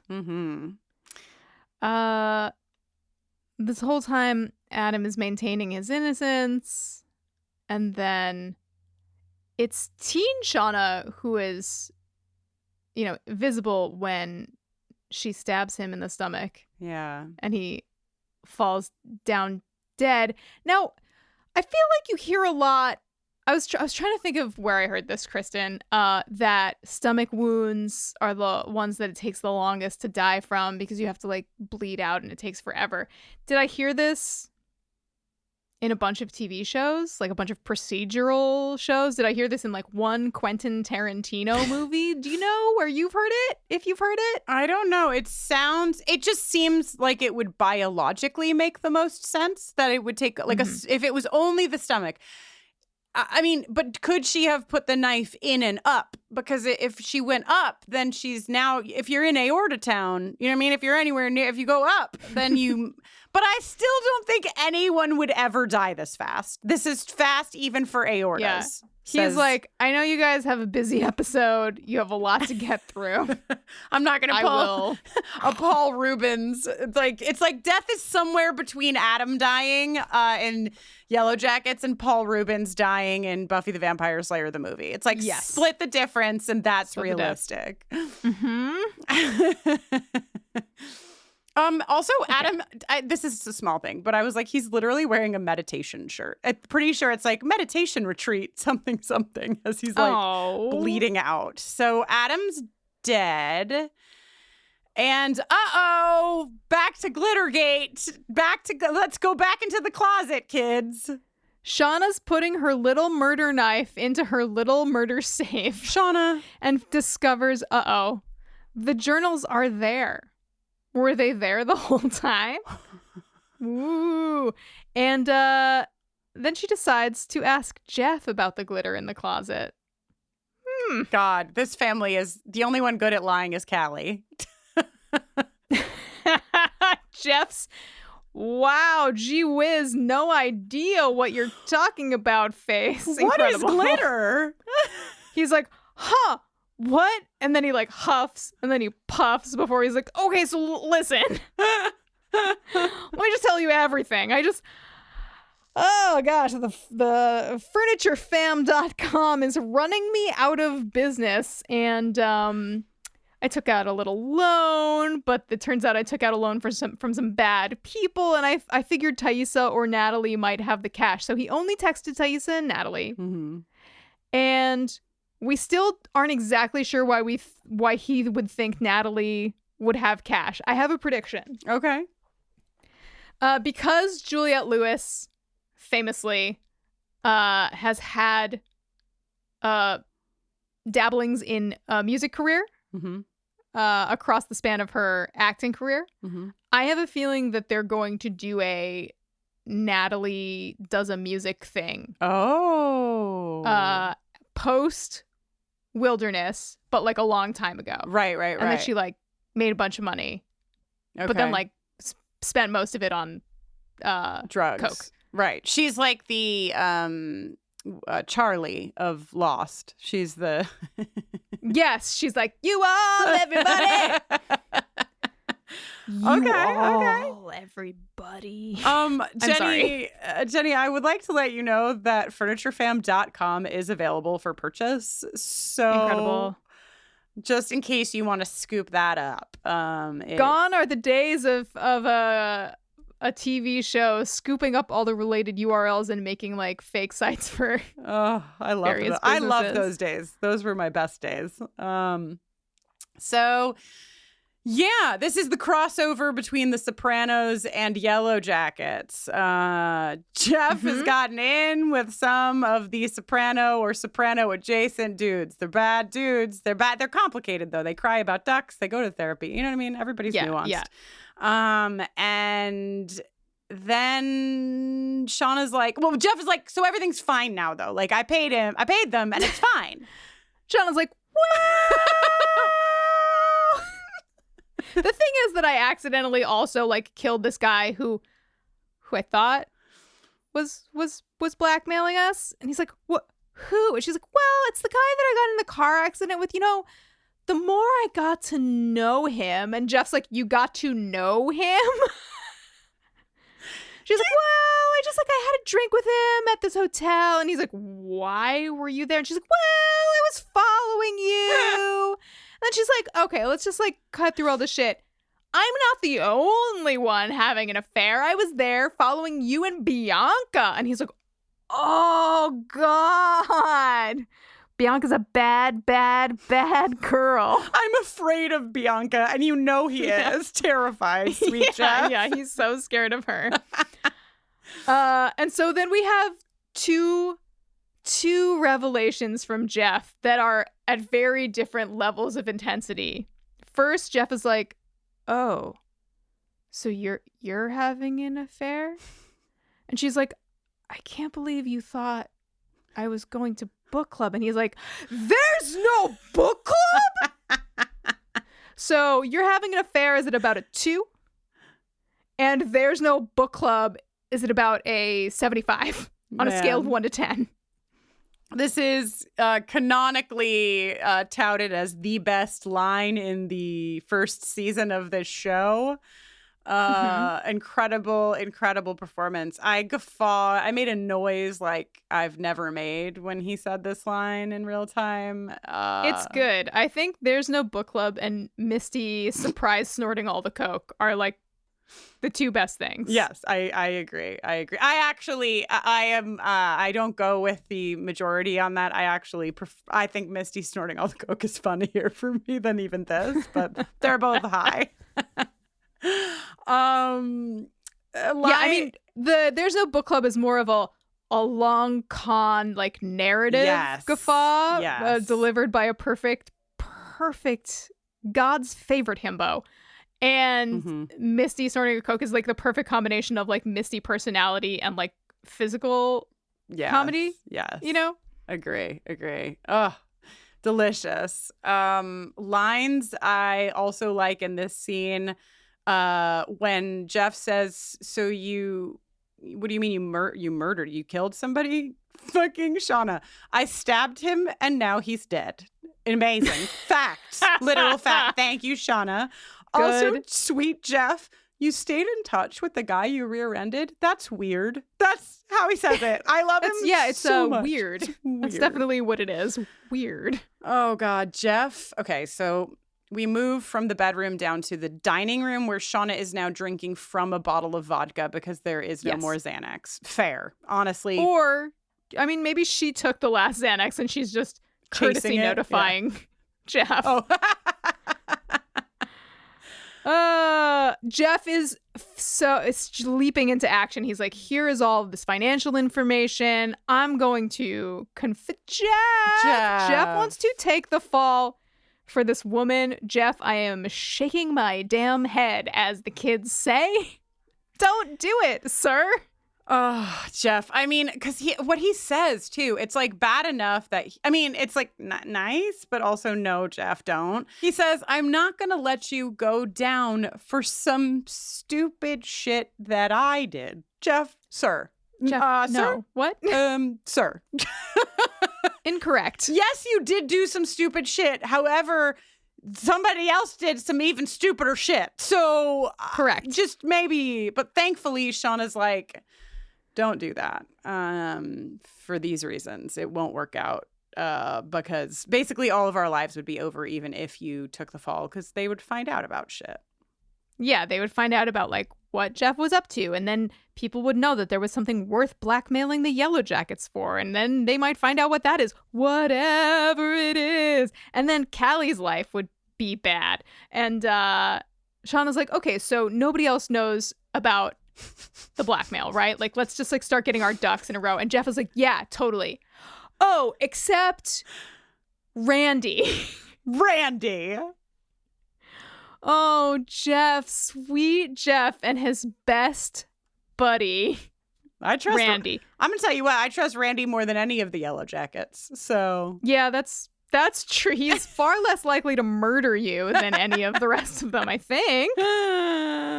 And Shauna's like, oh my gosh, when did we become the people who like lie and cheat but stay together, whatever? And Jeff's like, we've always been these people. Yeah. Secrets have always been part of us. He's wearing like a fedora and he's only lit from one side and he's like smoking a cigarette and illusions are being destroyed. I love that line. I mean, that was a very funny delivery, great. But it's really good. It's really nice. No, yeah. it is really good.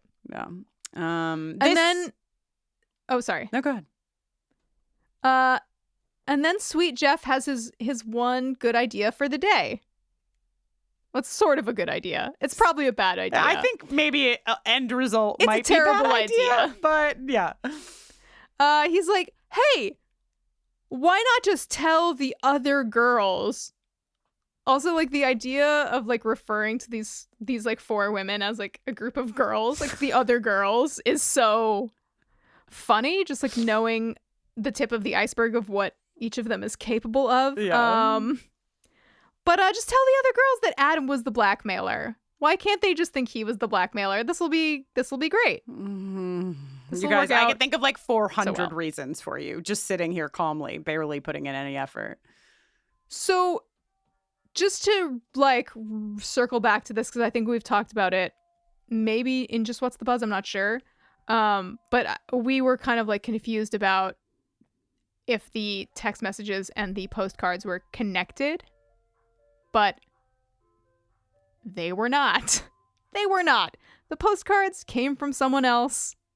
The postcards are not Jeff's domain. I know we love thinking about Jeff going to vistaprint.com and being like, let me find a nice public domain mountain landscape. If this What's the right font for Wish You Were Here? Could I make a PNG of Skeleton Buddy? I mean, could I make a PNG of Triangle Buddy? If this show in its second season does not give me the footage of Randy and Jeff trying to figure out how to make that goddamn Triangle Buddy emoji, I will lose my shit. I will lose my shit. Give me these two men trying to figure that shit out, though. Okay? But yes. Okay. Then they have this conversation about the journals, which, listen, I definitely fall victim a little quicker than most of, oh, you murdered somebody and you know, are about to lie to these girls that you, but this is sweet. This is who I am. This is nice. If you're going to be in love and also a murderer, this is sweet. Okay. This is what I have to say about this. No, I'm with you. The real sting of this scene, because like Jeff is like, I read your journals years ago and I still love you, basically. And the sting of this scene is that somehow Jeff gets to know more than we know. I know. Doesn't that just hurt? It Doesn't that feel hurt. a little wrong? It does hurt. And also Jeff, just like, share what you know. You know, we don't talk about cannibalism a lot on this show, especially for a show that is touted as a show about cannibalism. But like, and I said this all throughout watching this season of this show. It sure doesn't seem like cannibalism is what everyone's worried about. Like, that does not seem like the thing that these girls are panicked about to me. It has never seemed that way. Everything is, and we'll get to the Misty and Jessica conversation, but it's like surviving in the woods by having to eat people is horrifying, but also that has actually happened. We've done that before. Been there, done that, okay? Nobody so liked it, but it happened and it's fine. First, as a child, I learned that some people had to drink their own pee. Then I learned some people had to eat other people. It's the facts of life, okay? This is what it is. You gotta use the resources that are available to you. The circle of life. Anyway, Jeff does. Jeff knows more than we do now. He's on the inside. He's on the inner circle. So Shauna fucking rounds up 3/4 of Teen Girl Squad. Wait, let me have my romantic moment. Oh, sorry. All this time, Shauna says, you knew everything. And even now, after what just happened, and you, and he says, Shauna, of course I still love you. And then she says, okay, I'll be home soon. Romance! Love! Marriage. I'll be home soon. I'm just gonna go take care of this body and then I'll be home soon. Oh my God, the amount of play that Callie's like fucking toddler duffel bag is getting at this point. It's back in play. It's back in action. It's now left the house again because it's gonna get planted at Adam's. Okay, so Nat and Thaisa come into Adam's apartment and we get, for the second time, this like truly wonderful gasp from Thaisa. She does the same gasp that she did when she found out that Shauna was having an affair, as she does at Adam's dead body. You killed him. It's great. You really did it, Shauna. You really did it. And Shauna's like, yeah, this is Adam. I think he's the blackmailer. He's the guy we got into a car accident and then we started hooking up. And Tiana's like, this is your boyfriend? Shauna's like, oh, he attacked me. He attacked me. It was self-defense. Natalie's like, where's my money? Shauna's like, oh, look, he also, pulling him out of the crafty duffel bag, he also had my journal from the wilderness. She does the same. She literally does like show and tell. She's like, and also the burner phone. BURNER, burner phone, also in the bag. Shauna, get your shit together. Also, the whole time, like, they're doing this, like, everybody's talking at the top of their voices. Natalie is like, I can't believe you killed him, Shauna. At the fucking top of her lungs.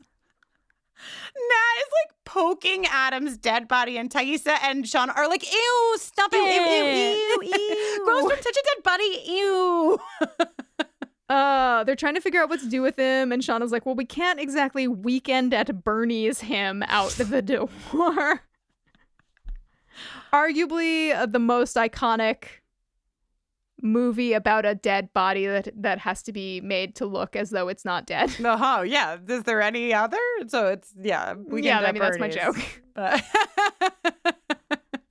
Yeah, this is good. Listen, you know what people like is people like to watch incredibly traumatized people respond to things that would be shocking to you if you were not deeply traumatized in a way that is like, I don't know, LOL. Because deep down, I heard Bill Nye on the radio the other day. He's got this series coming out called The End Is Nigh, which is like an 8-episode series where in each episode, I guess he dies because of like either a natural disaster or like a disaster caused by humans. And then halfway through the episode, he dies from that. And then the back half of the episode is like, here's how we could have like prevented this, or like, here are things you should know, or like, we shouldn't dry up the fucking water in the Midwest because then we'll have no food and we'll all die.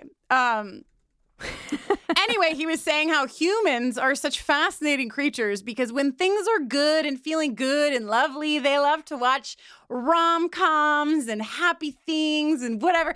And when humans are just facing death and destruction, we are like, there's a pandemic killing millions. Let's watch Contagion. Like, we are so fucking weird. Anyway, that is not like an A to B situation, but I just think that like we as humans, most of us have a deep enjoyment of seeing shit like this because it like reaches down to some other piece of us, you know, that like, I just find it fascinating how much delight we take from a scene like this with three adult women and a dead man. And we're like, Thaisa, LOL. Yeah. All right. Yeah. Let's turn this. But don't worry, Natalie has an idea that we'll get into. Great. I was hoping we could bring one more woman into the party.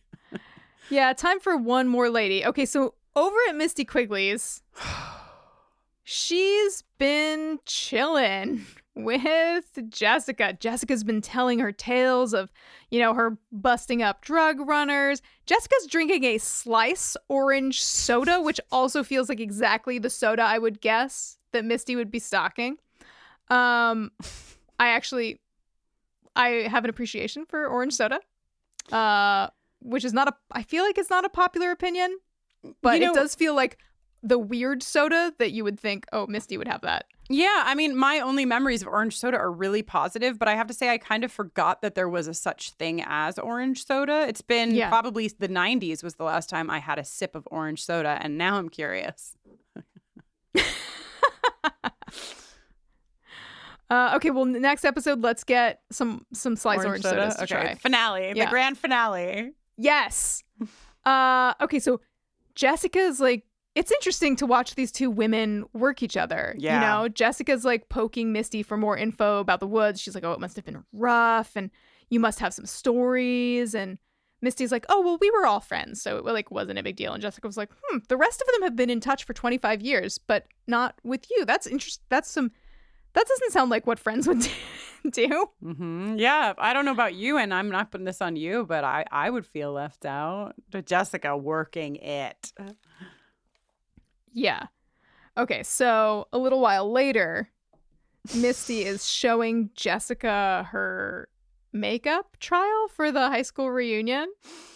And Jessica's like, it's not too early to start workshopping your image. Do you have a lipstick shade that's more innocent, librarian? And Misty says, I'm so glad I kidnapped you before the reunion.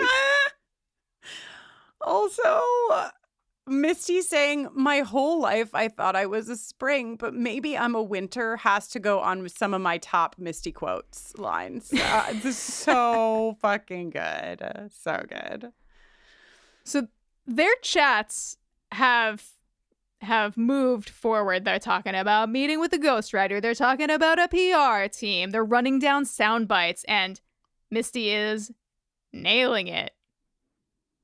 Misty is like the Survivor version, like just career Survivor version of Thaisa as a politician. Yeah. You know? Yeah. It's chills down my back. I mean, you got to give them credit. They're all really good at exactly what they're really good at. You know what I mean? Yeah. Like, they've really honed their particular skill sets. Yeah. So Jessica takes a little turn into the place she's been wanting to get to. So, I mean, you guys, this is how I would do it. Just so you know, if I were a journalist locked in Misty's basement, this is also how I would casually try to slide it into the conversation. I'd be like, sip of my orange soda. So, I mean, like, you guys ate each other. I mean, that's what happened, right? Like, it's fine. It's whatever. And she's like, they're not going to blame you. They're going to sympathize with you. And this scene is fascinating to me because Misty takes the bait. I mean, she takes the bait as like, ooh, this is a good story to spin. Ooh, I could have people really sympathizing with me. But none of this gives us confirmation of anything that happens. It only gives us confirmation of the fact that Misty wants everyone to fucking love her. Like, that is all that this does. And I think writing-wise, that just seems so brilliant to me. Of like, the only real conversation we get and barely get about fucking cannibalism is like this. I just couldn't live with it a minute longer. When we came back, we couldn't get help. We couldn't betray the team. Is any of this true? Just sounds like PR talking points to me. Yeah. Okay, so fucking ding dong. Ding dong. But Jenny, before we get to ding dong, because that's the last thing I think we have to talk about is this last scene. I just want to skip backwards a hot second to adult Natalie embodying Kristin Russo, because all she wants is her peanut M&Ms. She's at the fucking motel. She's in the motel parking lot. The fucking peanut M&Ms. When I tell you, Jenny, I'm not shitting you. I was watching the episode and I was eating peanut M&Ms. Wow. I was eating them and the scene was happening. And I was like, the wilderness wanted you to have the M&Ms. Peanut M&Ms are my favorite candy by like 1 million miles. No other candy makes me as happy. Anyway, her peanut M&Ms get stuck in the fucking vending machine and she calmly walks over to get a fire extinguisher, shatters the glass of the vending machine, which touts itself as having a full range of snacks, I will have you know. And reaches in, grabs her one bag of peanut M&Ms and moves on her way. She just takes what she paid for, and I love that about her. Okay, now take us to the end, Jenny. Ding dong. It's Natalie. Natalie's like, wow, you look pretty. And Misty's like, I have nothing to say to you. And then Natalie's like, well, why did you open the door then? And Misty's like, well, because I just had to say that. And then Natalie apologizes, and Misty thinks it's a trap. I mean, fair. Has Nat ever apologized? Sense. Yeah. But Natalie, is like, I've been an asshole. You've been there for me in a way no one has. You've been a real friend. I'm sorry. You're just really good at things. And this is like making Misty's day. This is like more than she could have ever dreamed of. And just when she thinks her day can't get any better, Natalie is like, so guess what? We need to dispose of a dead body. And Misty is like, what? Christina Ricci deserves an award simply for her facial response to the fucking closing shot of this on Christina Ricci's face. I have no words. It's delicious. It's a delicious treat. She's so happy. I mean, like, all of her dreams are coming through. And honestly, to Natalie's credit, most of her apology could be true. The only thing I feel like she probably doesn't believe is that Misty has been a good friend. But she might even believe that if she's contextualizing it for Misty. But you've been there think about the words. You've been there for me like no one else has. Well, that is definitely true. You know what I mean? You're really good at things. Absolutely accurate. I've been an asshole. I mean, clearly, Nat's been an asshole. So, these two, I'll follow them anywhere. They are great. Love going out on this. Kristin,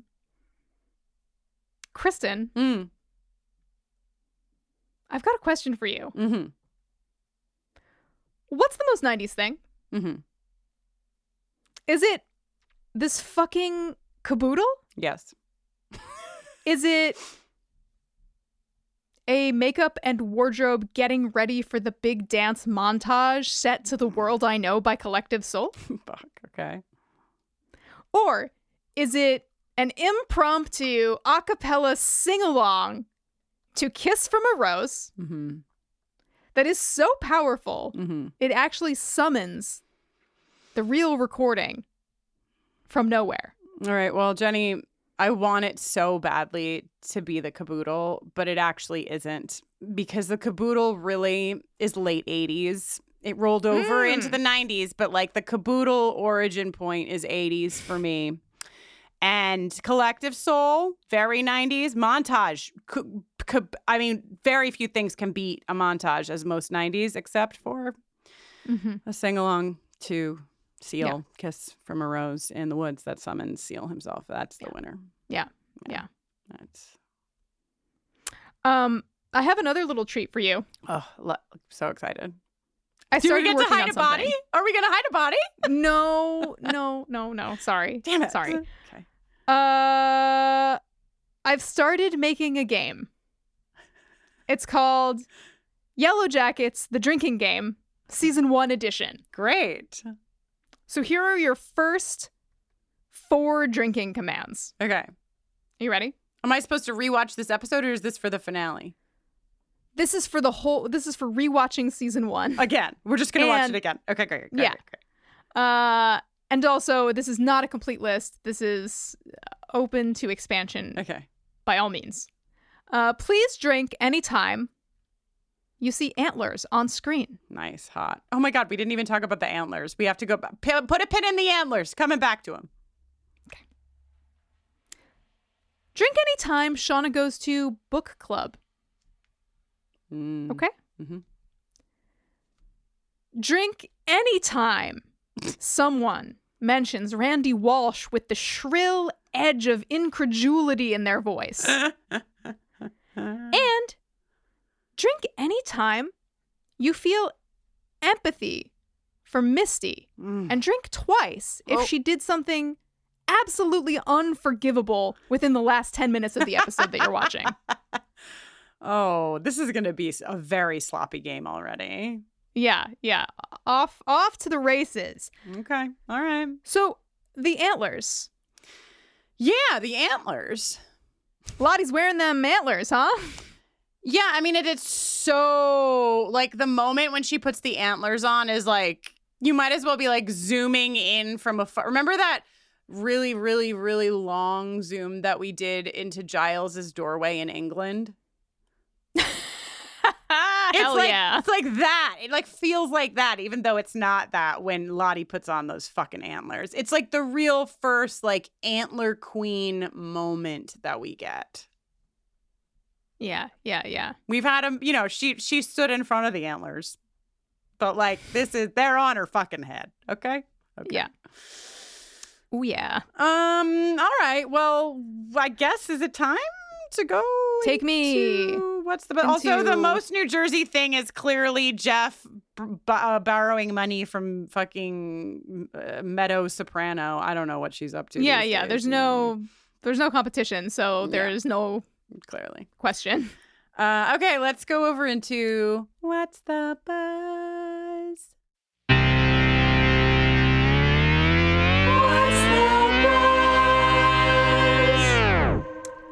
Okay, so a few casting updates. I can't remember if we've talked about this first one in the last episode or not. We didn't. Okay.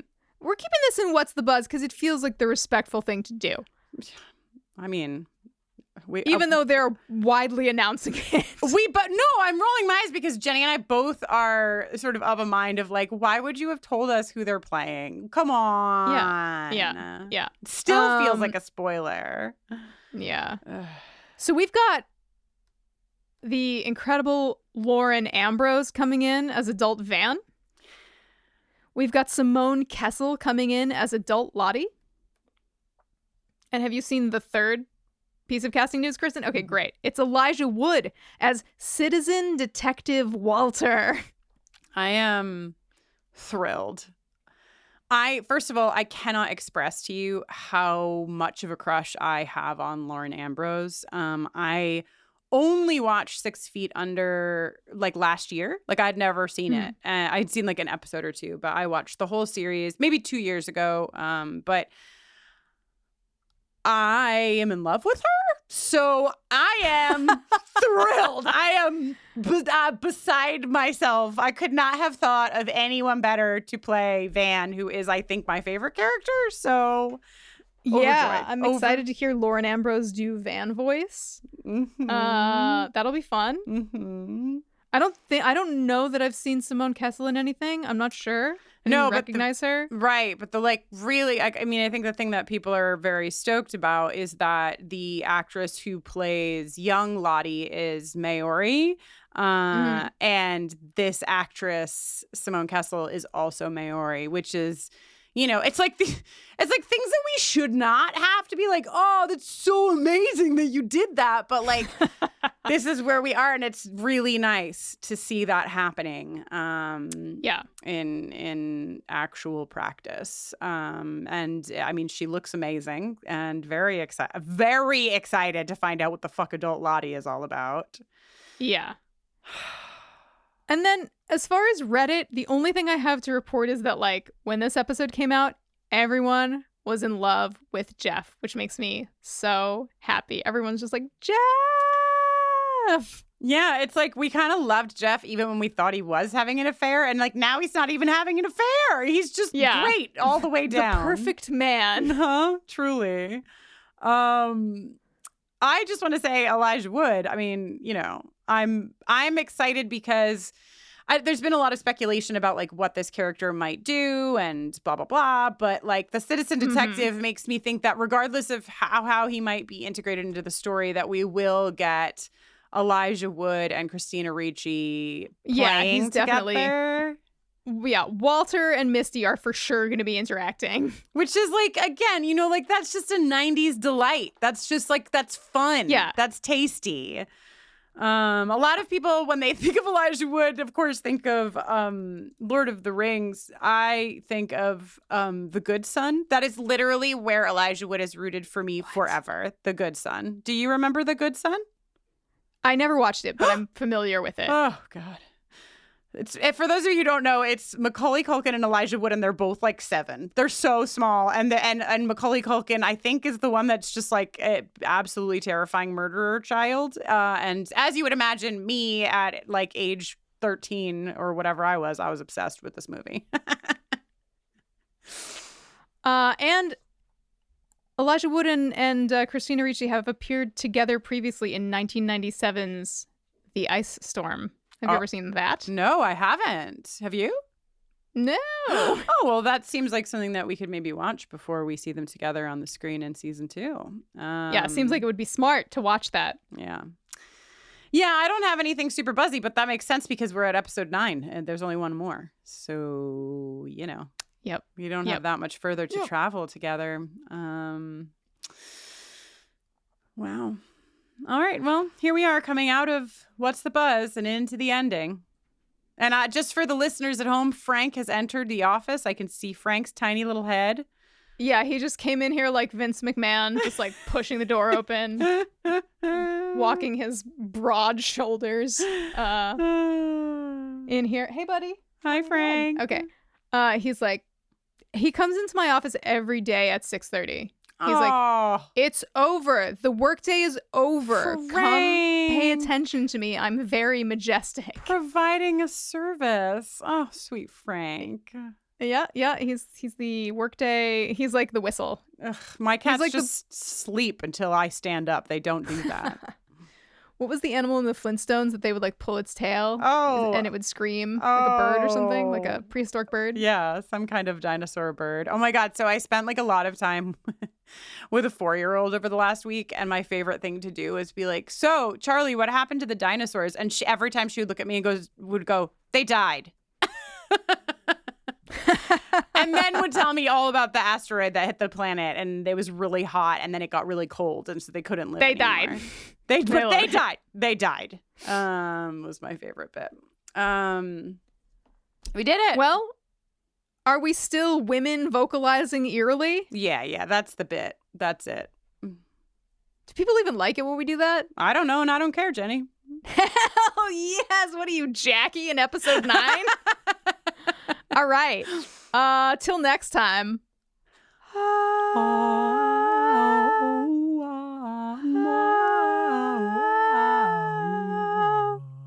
Run.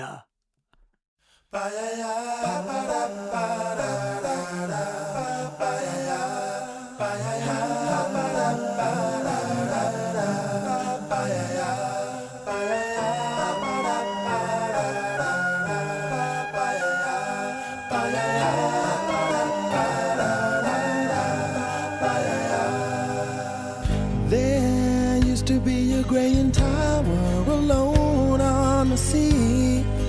You became the light on the dark side of me. Love remains a drug that's the high and not the pill. But did you know that when it snows, my eyes become large and the light that you shine can't be seen?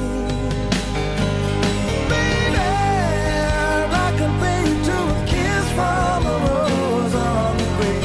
Ooh, the more I get of you, the stranger it feels, yeah. And now that your rose is in bloom, a light hits the gloom on the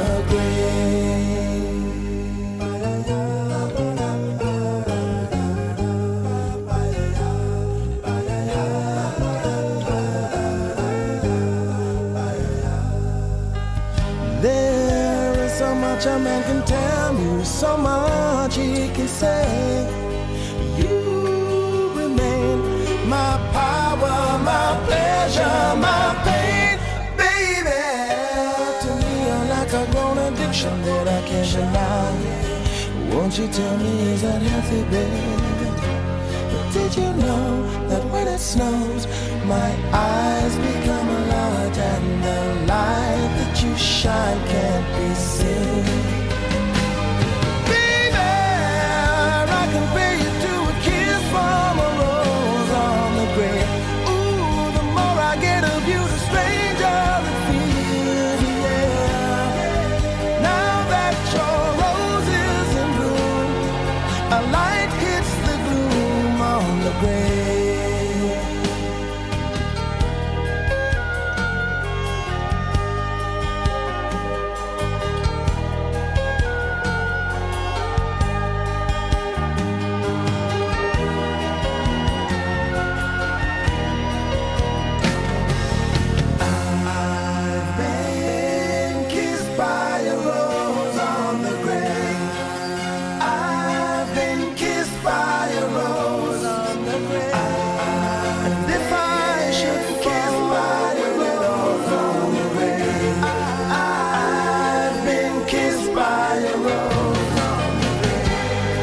There is so much a man can tell me, so much he can say. You remain my power, my pleasure, my pain.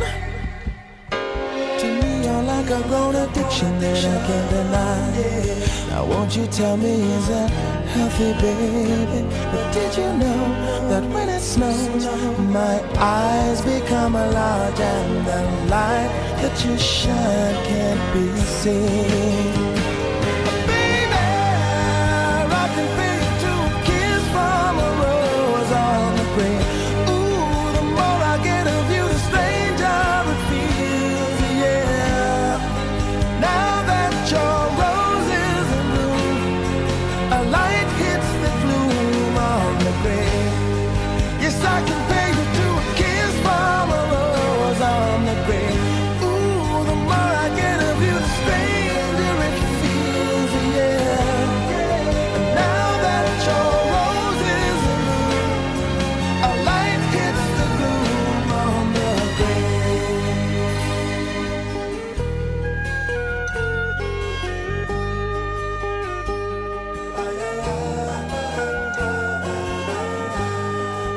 Now that your rose is in bloom, a light hits the gloom on the grave.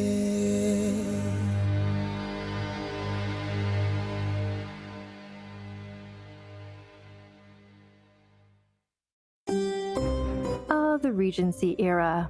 You might know it as the time when Bridgerton takes place, or the time when Jane Austen wrote her books. But the Regency era was also an explosive time of social change, sex scandals, and maybe the worst king in British history.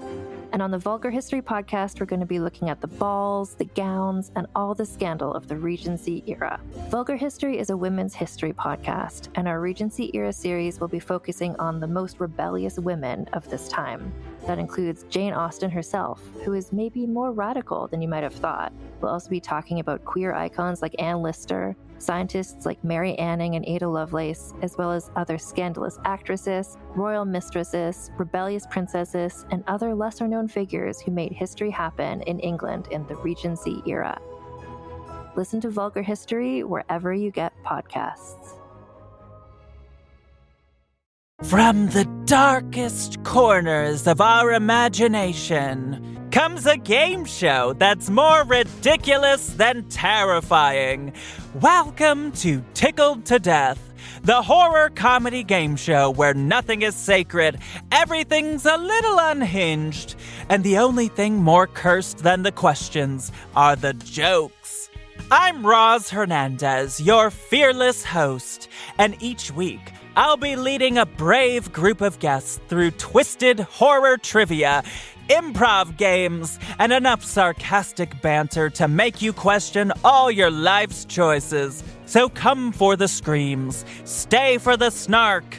Listen to Tickled to Death wherever you get your podcasts, and hit follow unless you want the show to follow you. In the meantime, don't get tickled to death!